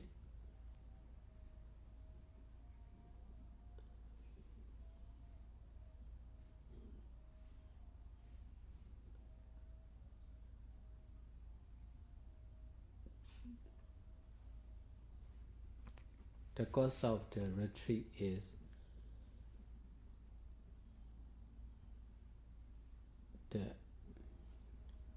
the opportunity to do like this. If I did not get this opportunity, I will not do. I will do in other monastery with other people.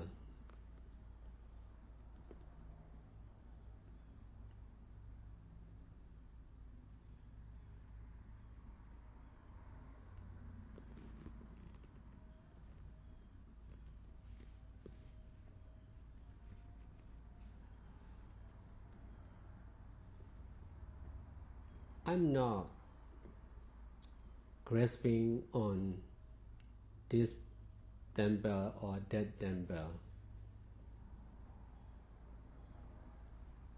this state or that state.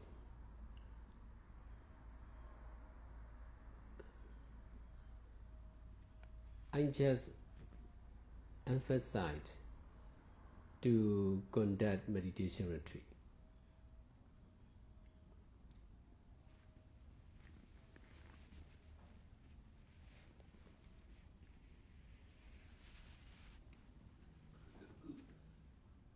everywhere, no limit of place. With everyone, no limit of person.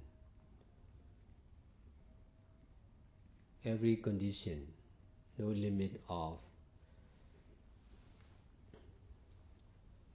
condition. Before I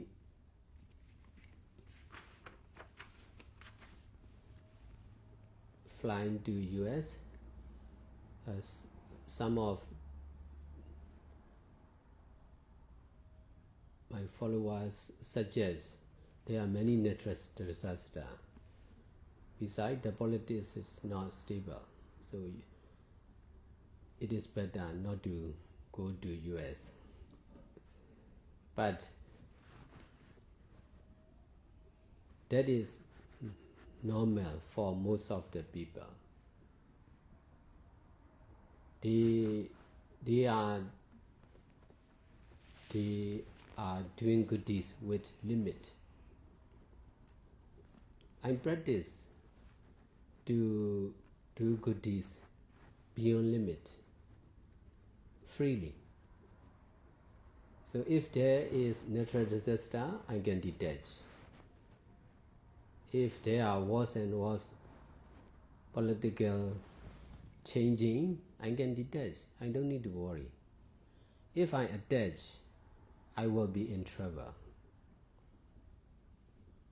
Attachment is the real problem.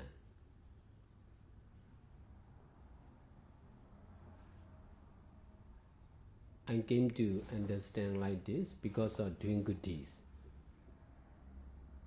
by following the middle way without rejecting and attaching. If I could not attach, I will not come. Because of detachment from the current natural disaster and unstable politics of the USA, I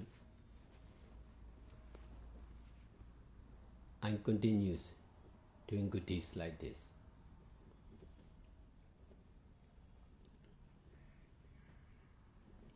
That's why no need to, because of not paying attention on person, place, condition, and time, I can fully pay attention on to conduct meditation retreat one after another.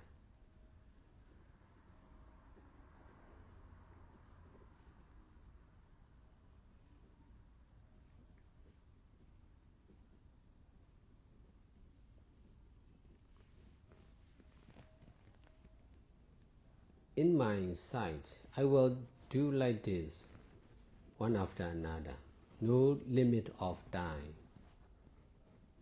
Only for USA, there will be only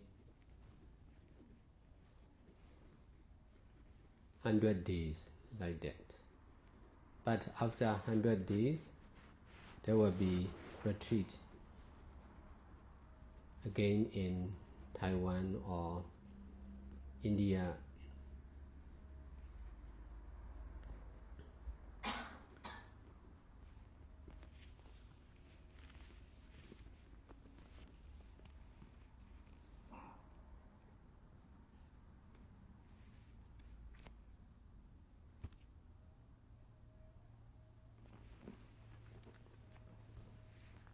Because of paying attention only on doing good deeds like this,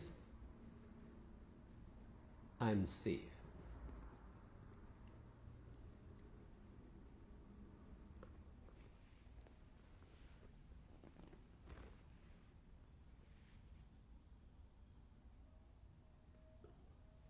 Whatever good deeds should happen will happen for sure.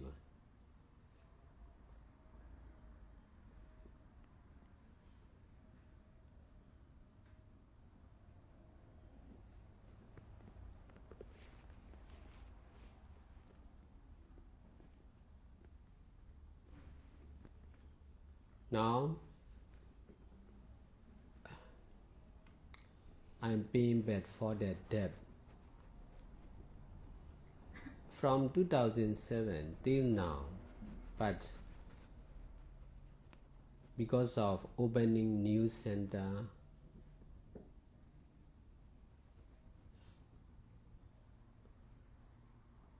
more and more new debt appear, but I am paying back one after another. Because of the unstable politics and natural disaster, it will be late, time will be late, but I can finish one after another only by doing good deeds like this. Besides, here in US also, New Devawat Center need to open to fulfill this need. I will continue doing good deeds like this. Conducting meditation retreat.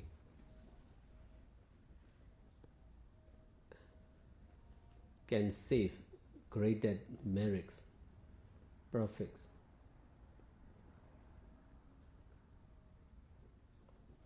Besides, there are also many problems I am solving. Not only my problems, the problems of many people, even the problems of the country. These problems are also solving one after another.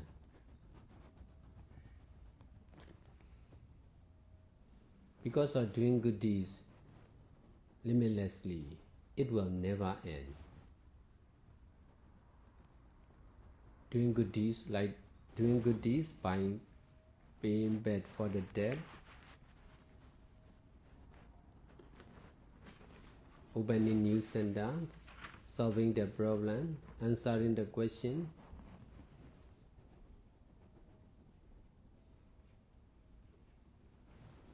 will continue one after another.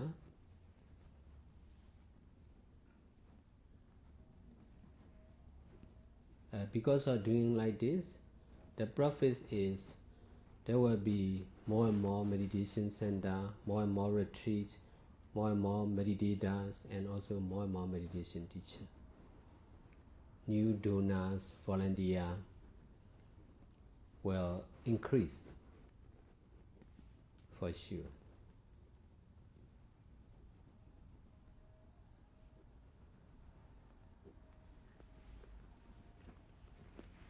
The method is free. You can use any method. Method is not important. To be doing only is important.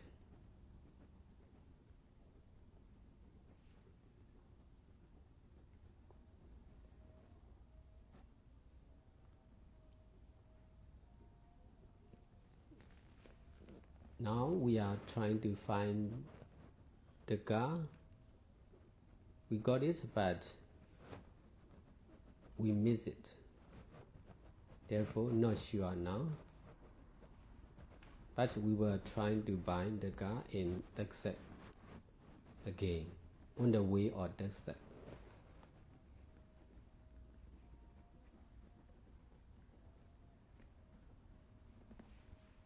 Because I buying a car is also the same. It will continue one after another.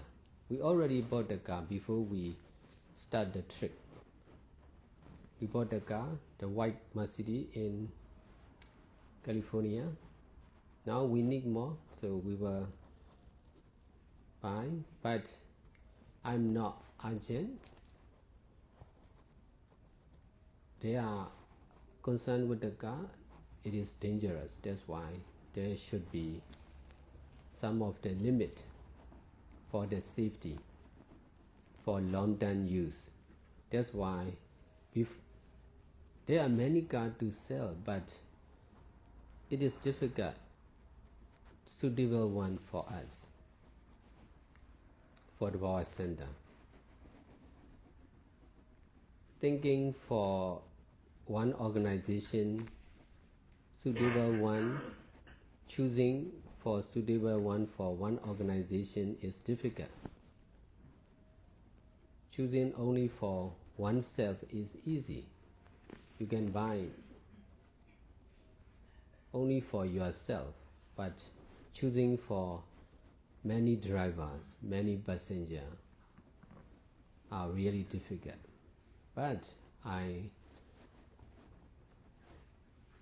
have been doing like this.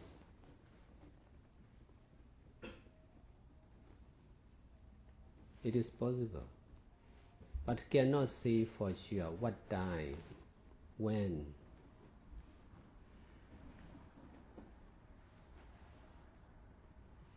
Now we can see the white Mercedes standard roof or mid roof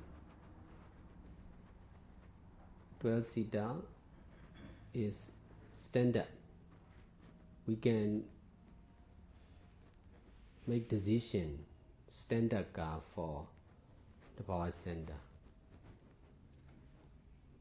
That's why we will find it will be more and more easy in the future. If we cannot make standard one,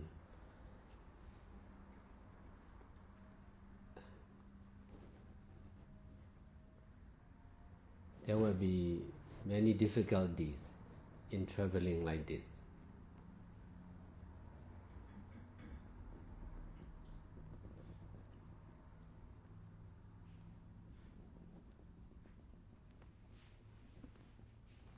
We are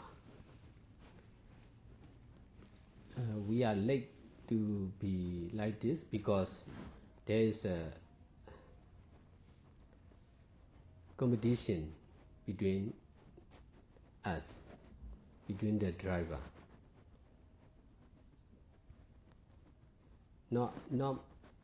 Cannot be united.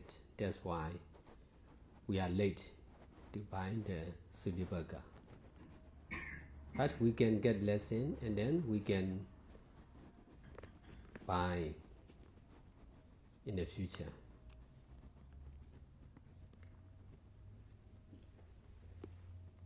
This is not only buying a car, not only practicing meditation or conducting meditation. This is teaching also. Teaching by practice how to do good deeds together. Doing good deeds by oneself is much more easy. Doing good deeds together beyond limits is really difficult. But it is really important for the peace of the world also.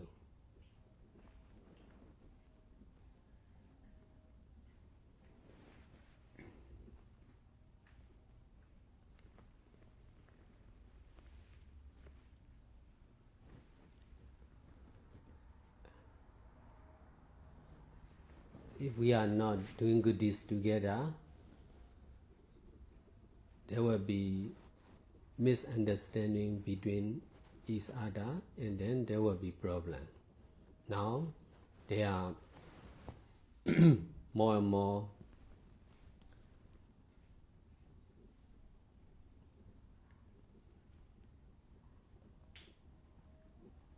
battle or war among the country more and more. This is because of not doing good deeds together. So if we are not trying to do good deeds together like this, we may be fighting in the future.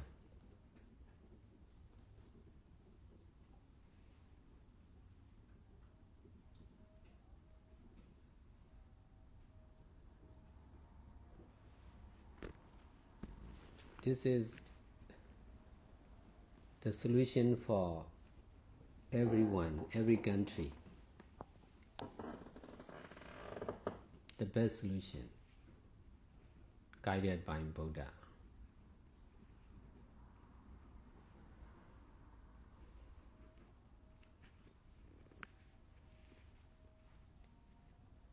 even wife and husband, parent and children, if they are not trying to do good deeds together like this, they may be stranger or they may be enemies in the future.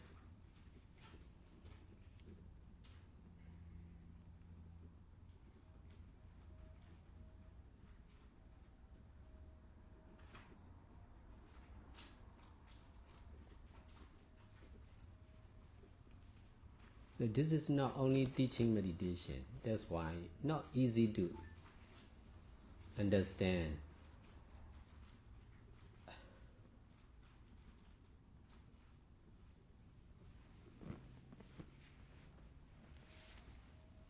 Only when you dare to do good deeds like this, seriously, without grasping, you can understand this kind of doing good deeds.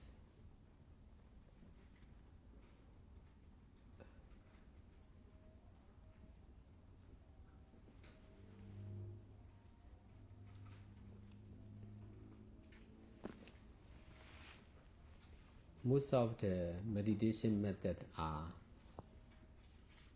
easy to understand and practice.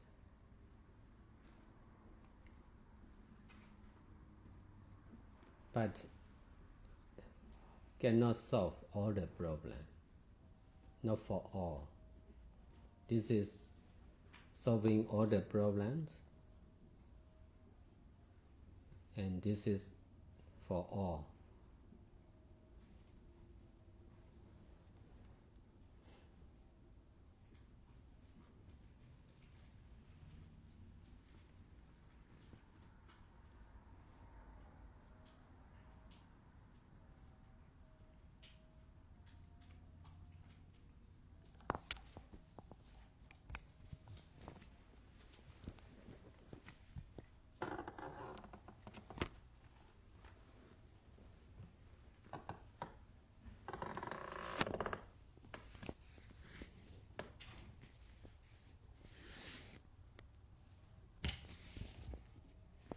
Thực hành thiền tập là chúng ta cần phải dám tiếp tục cái sự thực hành này một cách nghiêm mật. Dù cho sự thay đổi về không gian, thời gian, con người và hoàn cảnh, không có gì là vĩnh hằng và không có ai là tồn tại mãi mãi. Không gian và thời gian thì đang thay đổi mọi thứ, nhưng mà có cái chúng ta không thay đổi. Và đặc biệt là trong xã hội hiện đại thì cái việc thay đổi nó trở nên nhanh chóng hơn. Và nếu như mà chúng ta thực hành thiền và kết hợp luôn cả sự giảng dạy, hướng dẫn trong việc làm các loại thiện pháp là cần thiết.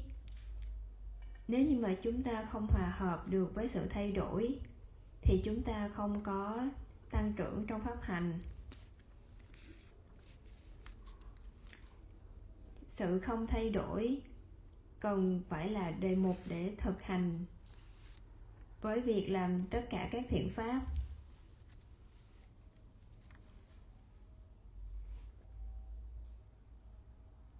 Giống như là trong khóa tu thì tôi tập trung chủ yếu vào việc hướng dẫn cũng như là làm các loại thiện pháp giống như vậy.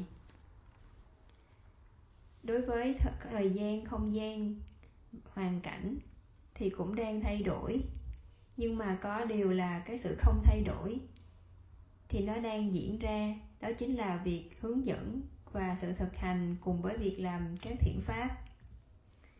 Có thể là hành động được gọi tên là giống nhau, đó là thực hành thiền và hướng dẫn thiền, đặt câu hỏi hoặc chia sẻ kinh nghiệm.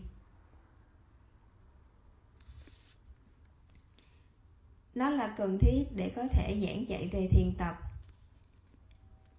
Về đây chính là cách duy nhất để có thể duy trì sự thực hành hoặc là giảng dạy và chia sẻ giống như vậy. thì nó quan trọng. Thực hành cùng với hướng dẫn và chia sẻ. Hướng dẫn, chia sẻ cùng với sự thực hành thì điều này nó sẽ tốt hơn là hành động một chiều của việc thực hành, chỉ thực hành mà thôi, hoặc là chỉ hướng dẫn dạy dỗ mà thôi. Tôi hướng dẫn để cho mọi người đặt câu hỏi, đặc biệt là đây là cách thức để có thể huấn luyện cho đội ngũ nhân sự về trợ giảng, những người có thể trở thành thiền sư. Chỉ bằng việc chia sẻ kinh nghiệm và giảng dạy thiền tập như vậy thì chính bạn mới có thể hiểu nhiều hơn thế nào là thiền sư cũng như là về thiền sinh. Bởi vì Pháp đã được dạy bởi Đức Phật, rất nhiều người đã giác ngộ, nhưng mà hầu hết những người này họ không có giảng dạy trở ngược lại. Hầu hết họ chỉ giác ngộ cho riêng bản thân mình. Khi mà họ giác ngộ rồi thì họ chỉ tập trung cho sự giác ngộ của bản thân mình. Họ không có chú trọng vào sự giác ngộ dành cho những người khác. Và như vậy thì chỉ có người đó được giác ngộ. Như vậy thì việc thực hành, làm việc cho chính mình nó đơn giản hơn rất nhiều so với việc làm việc cho tất cả, nó khó khăn. Nếu chúng ta chỉ thực hành cho mình thì chúng ta sẽ mất nhiều thời gian hơn cho việc tự thực hành. Nếu chúng ta vừa hướng dẫn cũng như kết hợp thực hành với ý nghĩa là cho tất cả, cho những người khác, thì sự thực hành của chúng ta sẽ trở nên dễ dàng hơn. Chúng ta sẽ dễ giác ngộ hoặc trở nên là người có trí tuệ hơn. Chỉ bằng việc thực hành, tôi đã có cơ hội được sách tấn bởi một sư cô. Sư cô sách tấn tôi hãy hướng dẫn thiền tập cho quý hành giả. Sư cô cũng là một trong những người dạy thiền. Và vào thời điểm đó tôi chỉ là người cư sĩ, nhưng tôi đã dám để có thể hướng dẫn thiền tập cho người khác. Thật sự lúc đó có rất nhiều những khó khăn, và đó là lý do tại sao tôi có thể tiếp tục đến tận bây giờ. Tôi có thể hướng dẫn thiền tập nhiều hơn nữa. Chỉ bằng thực hành tôi mới trở nên thiện xảo trong việc hướng dẫn. Từ năm 1999, tôi đã bắt đầu việc thực hành thiền tập bởi vì có nhận được lời mời đến tham gia khóa tu 5 ngày giống như vậy. Và tôi đã dám thực hành thiền vào thời điểm đó. Đó là lý do tại sao mà tôi có nhận được sự thay đổi càng ngày càng nhiều hơn bởi nhờ nho có thiền tập. Và như vậy thì nhờ có thiền tập tôi lại có cơ hội được hướng dẫn thiền tập. Và tôi dám nhận trách nhiệm này. Và như vậy thì cùng một lúc tôi đã có thể thực hành được cả hai, cả thực hành thiền lẫn hướng dẫn về thiền. Nhưng hầu hết quý hành giả sẽ không dám làm điều giống như vậy. Thật ra thì làm thiện pháp mà có liên quan mật thiết đến Phật Pháp Tăng thì thật sự rất khó. Nhưng nếu khi chúng ta có cơ hội thì hầu hết mọi người sẽ không nhận cái cơ hội này. Ví dụ như có rất là nhiều người ở khu vực chúng ta đi khất thực, nhưng mà có rất ít người đến và đặt bát cho tăng đoàn. Ví dụ như trong khóa tu cũng có rất ít người đến và thực hành với tăng đoàn, mặc dù có nhiều người biết về khóa tu đang diễn ra. hầu hết mọi người sẽ gặp khó khăn trong việc thực hành. Ngay cả khi họ dám thực hành thì rất khó cho họ để có thể tiếp tục cái việc thực hành đó. Đó là lý do tại sao tôi dám học và thực hành cho mọi người, đứng trên góc độ của thí chủ, của người thực hành thiền và cả người thiền sư.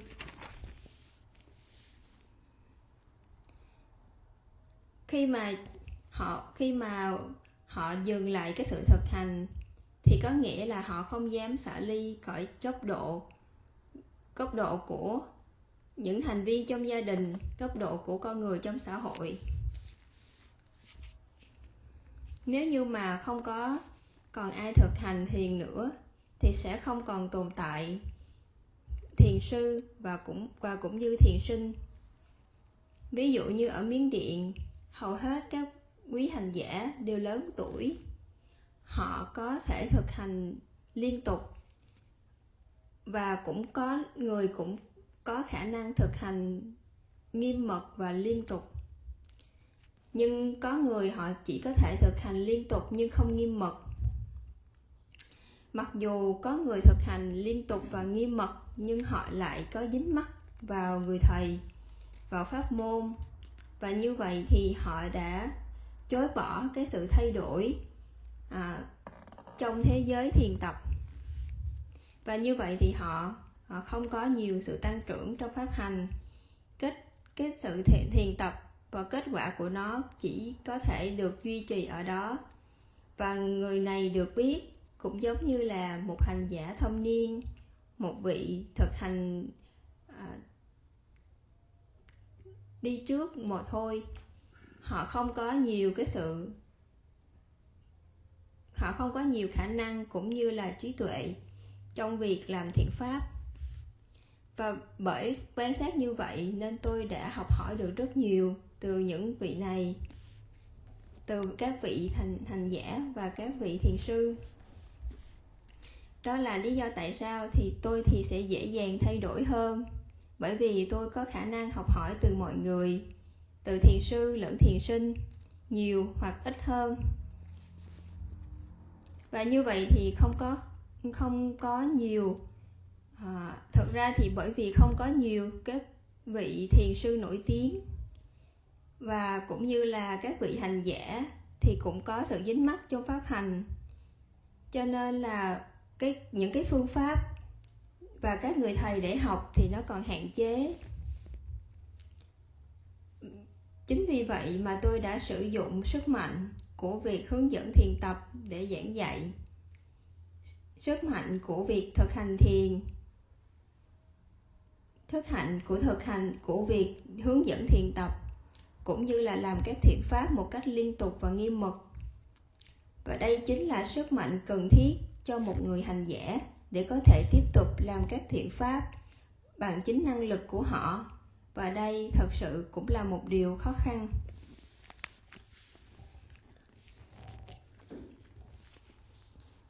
Để có thể làm các loại thiện pháp một cách liên tục trong thời gian dài hạn, một cách hoàn toàn tự do, một cách vô hạn, thì đây là điều khó khăn nhất. Và như vậy thì tôi đã chú trọng vào việc thực hành tất cả các phương pháp khác nhau với các vị thầy khác nhau và ở các trường thiền khác nhau. Và bởi như vậy thì tôi cũng có khả năng thực hành tại nhà, trong công việc.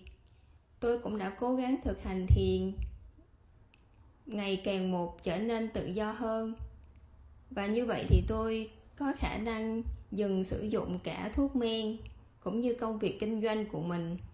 Tôi có thể vượt qua khỏi quy định và luật lệ và mọi thứ và mọi người, cũng như là trong đời sống xã hội, để có thể duy trì thiền tập. Theo cách này thì tôi trở nên là một hành giả một cách thực sự hơn, một cách thực tiễn hơn.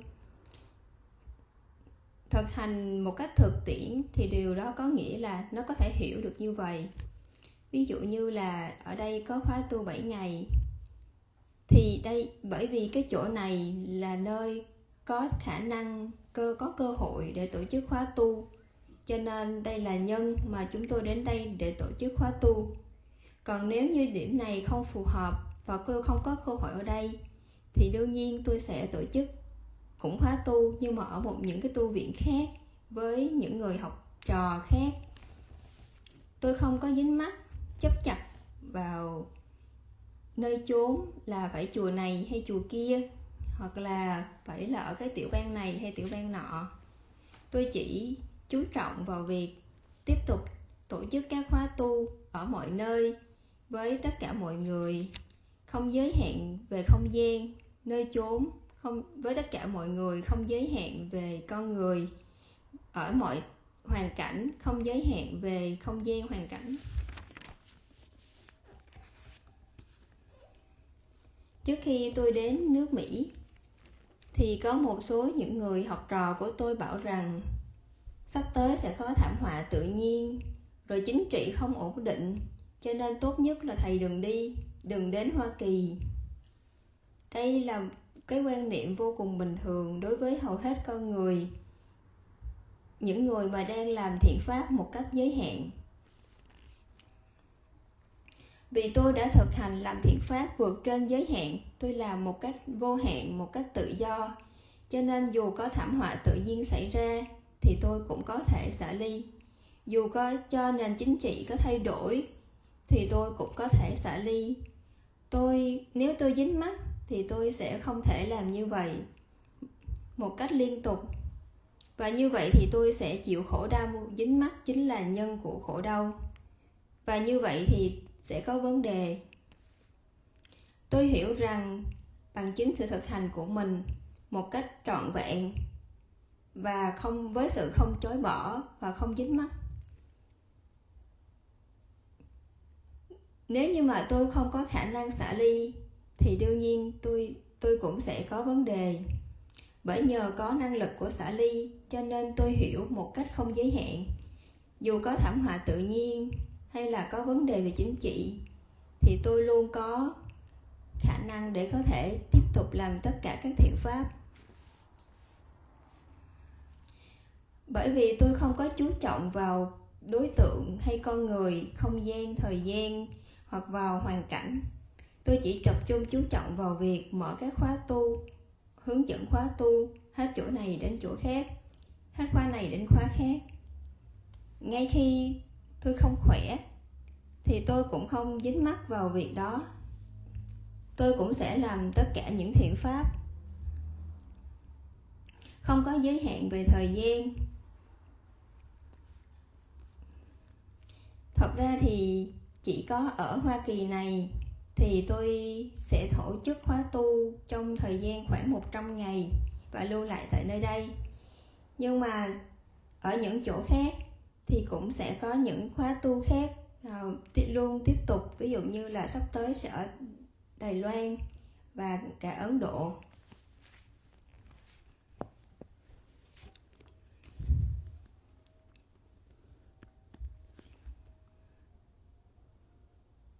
Bởi vì không có sự dính mắc vào việc làm các thiện pháp giống như vậy, cho nên tôi luôn được an toàn cho bất kỳ những cái thiện pháp mà tôi đã và đang làm, dù nó có diễn ra như thế nào. Dù nó diễn ra như thế nào thì nó cứ diễn ra như vậy. Đó là điều chắc chắn. Ví dụ như là hiện tại thì tôi đang phải trả nợ. Kể từ năm 2007 đến nay, bởi vì do là việc mở các trung tâm thiền mới liên tục, cho nên tôi có rất nhiều nợ. Nhưng mà tôi không dính mắc vào nợ và việc trả nợ. Tôi có thể trả khi mà đủ nhân duyên. Nếu như trong hoàn cảnh không có được thuận lợi về chính trị hoặc thiên tai thì cái thời gian chi trả, hoàn trả của tôi nó có thể kéo dài hơn. Nhưng mà tôi không có dính mắc vào việc đấy. Tôi chỉ cố gắng để có thể làm các loại thiện pháp từ việc này đến việc khác giống như vậy. Thật ra thì mở các trung tâm Thammawa mới là điều cần làm để có thể đáp ứng những cái nhu cầu đang sinh khởi. Đó là lý do tại sao tôi tiếp tục làm như vậy. ví dụ như mở các khóa tu thì đây cũng chính là một cái khóa tu từ khóa này đến khóa khác, thì đây cũng chính là việc đáp ứng các nhu cầu đang sinh khởi. Ví dụ như là trả lời các câu hỏi, giải quyết các vấn đề trong giữa các con người với nhau, vân vân. Thì như vậy thì tôi có năng lực giải quyết các vấn đề hết việc này đến việc khác, bởi nhờ có năng lực làm thiện pháp không giới hạn. Và như vậy thì tôi đã có thể tiếp tục và công việc nó không bao giờ dứt. Ví dụ như là đây là cách thức để tôi có thể tiếp tục trả lại những gì mà tôi cần phải làm. Ví dụ như đây là cách để tôi có thể tiếp tục mở các trung tâm thiền, tôi có thể tổ chức các khóa tu, tôi có thể trả lời các câu hỏi vân vân. Và tôi làm cho nó và tôi có thể làm liên tục trong nhiều năm. Bởi nhờ có việc làm thiện pháp như vậy, cho nên là cái lợi nhuận hoặc là cái phước báu nó ngày càng sinh trưởng lớn hơn. Sẽ có nhiều những khóa tu được mở ra, có nhiều vị hành giả thiền sinh được học, có nhiều vị thầy hướng dẫn về thiền tập, cũng sẽ có nhiều quý thí chủ, tình nguyện viên, và số lượng ngày càng sẽ được nâng dần lên. Đây là điều chắc chắn. Mọi người đều có thể tự do trong việc áp dụng các phương pháp tùy theo cái năng lực của mình. Và như vậy thì cái việc sử dụng phương pháp thì nó không có quan trọng, hoặc là tham gia vào các khóa tu như vậy, mà quan trọng là chỉ để làm mà thôi, thì điều này quan trọng hơn. Ví dụ như bây giờ chúng tôi đang phải cố gắng để tìm mua cái xe mới. Chúng tôi đã có cơ hội được mua nó, nhưng chúng tôi cũng vừa bị lỡ mất cơ hội đó, bởi vì họ đã bán trước khi ngày tới. Như vậy thì chúng tôi sẽ tìm cách để mua xe trên con đường đi từ New Jersey đến Texas. Và bởi vì tôi đã có thể mua được xe, tôi có cơ hội tôi biết có kinh nghiệm mua xe, cho nên là tôi sẽ mua giống cái xe vừa rồi. Và như vậy thì cứ tiếp tục như vậy. Giống như là trước khi bắt đầu chuyến Hoàng Pháp này, thì tôi cũng đã mua một chiếc xe Mercedes trắng với cách thức tương tự như vậy. Bởi vào giờ đây chúng tôi lại cần thêm một cái xe nữa, thì chúng tôi cũng sẽ cố gắng để mua. Nhưng mà tôi không có khẩn trương trong việc mua một cái xe mới, bởi vì mua xe là một quyết định nguy hiểm, bởi vì nó liên quan đến sự an toàn, nó liên quan đến cái sự an toàn trong những chuyến đi dài, và cái mua xe thì dành cho dài hạn. Nó không thể quyết định một cách nhanh chóng, cho nên là nó sẽ khó trong cái việc đưa ra quyết định để mua được một cái xe phù hợp, đặc biệt là cho trung tâm Thapawa sử dụng. Khi mà chúng ta mua vật dụng cho tổ chức, thì cái việc lựa chọn sao cho nó hòa hợp và phù hợp cho tổ chức thì nó quan trọng hơn và khó khăn hơn là khi chúng ta mua các tài sản liên quan đến tư hữu. Nó rất dễ dàng là nếu như mà bạn thích nó thì bạn có thể mua nó, thì đây là để cho cá nhân sử dụng. Việc ra quyết định để có thể mua một cái xe thì nó liên quan đến nhiều người, cho nên nó cũng khó khăn trong việc đưa ra quyết định. Nhưng mà tôi đã và đang làm những cái thiện pháp giống như vậy, cho nên là tôi không có quan trọng về vấn đề thời gian hay không gian. Ví dụ như mà bây giờ thì chúng tôi đã có những cái tiêu chuẩn trong việc mua xe bằng chứng kinh nghiệm của mình. Nhưng chiếc xe màu trắng nó cũng được coi là một cái tiêu chuẩn xe cho các loại xe sau này sẽ mua cho tổ chức. Chúng tôi đang suy nghĩ đến chiếc xe Mercedes màu trắng, có những cái tiêu chuẩn như là có thể 12 ghế, có cái bửng nằm ở giữa, và như vậy thì đây cũng là một cái loại xe tốt để có thể làm các thiện pháp. Và đây chính là cái tiêu chuẩn xe sắp tới cho Thabawa được quy định. Và như thế thì với thông tin này, trong tương lai mọi chuyện sẽ dễ dàng hơn trong việc mua xe, bởi vì chúng ta đã có những tiêu chuẩn để có thể mua nó. Nếu như mà không có những cái khó khăn thì cái chuyện di chuyển như thế này chúng ta sẽ không có những cái dễ dàng hơn. Và chúng tôi thì có cái năng lực làm như vậy.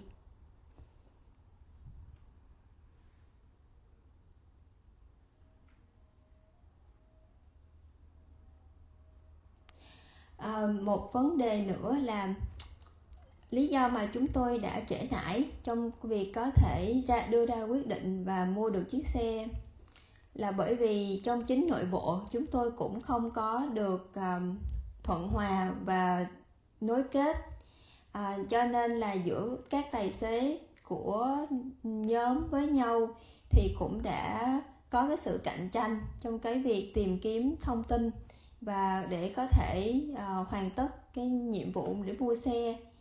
Cho nên chúng tôi cũng đã trễ nải trong việc mua cái xe mà mình ưng ý. Thì đây cũng chính là bài học mà chúng tôi đã rút ra trong quá trình mua xe và trong tương lai.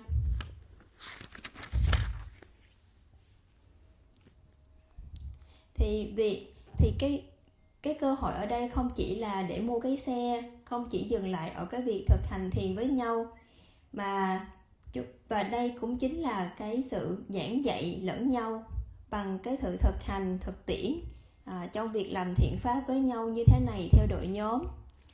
Làm việc phước thiện thì như vậy nó sẽ càng ngày càng dễ dàng hơn cho tất cả chúng ta, và nó vượt lên tất cả những cái rào cản và luật lệ. Và như vậy thì những sự khó khăn nó sẽ trở nên dễ dàng hơn. Thật sự bây giờ thì cái sự hòa bình trên thế giới thì nó thật sự quan trọng hơn. Nếu như chúng tôi không có làm thiện pháp cùng nhau giống như vậy thì sẽ dễ dàng có sự không hiểu hoặc là hiểu lầm lẫn nhau sinh khởi giữa các con người cá nhân với nhau.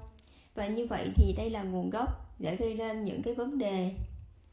Và như vậy thì nó sẽ dễ dàng hơn trong tương lai để tất cả chúng ta thông hiểu lẫn nhau. Và cũng như vậy cho tình trạng của đất nước chúng tôi thì công việc làm thiện pháp nó cũng sẽ dễ dàng hơn. Nếu chúng ta không có nỗ lực để làm cái thiện pháp cùng nhau như vậy thì chắc chắn rằng chúng ta sẽ không được trọn vẹn trong tương lai. Đây chính là giải pháp cho tất cả mọi người, cho tất cả mọi quốc gia, và đây chính là giải pháp tối ưu được hướng dẫn bởi Đức Phật. Ngay cả giữa vợ và chồng, con cái và cha mẹ, nếu như mà không làm thiện pháp cùng nhau thì chắc chắn họ cũng sẽ trở thành người xa lạ với nhau, trở thành kẻ thù với nhau trong tương lai. Và nếu như không có sự hướng dẫn thiền tập và cũng như là không có cái sự thông hiểu như vậy thì chúng ta sẽ không dám để làm các thiện pháp giống như vậy. Làm thiện pháp một cách nghiêm túc giống như vậy mà không có sự chấp chặt thì như vậy chính bản thân của mỗi người sẽ thông hiểu nhiều hơn bằng việc làm phát thiện một cách tự nhiên và tự do.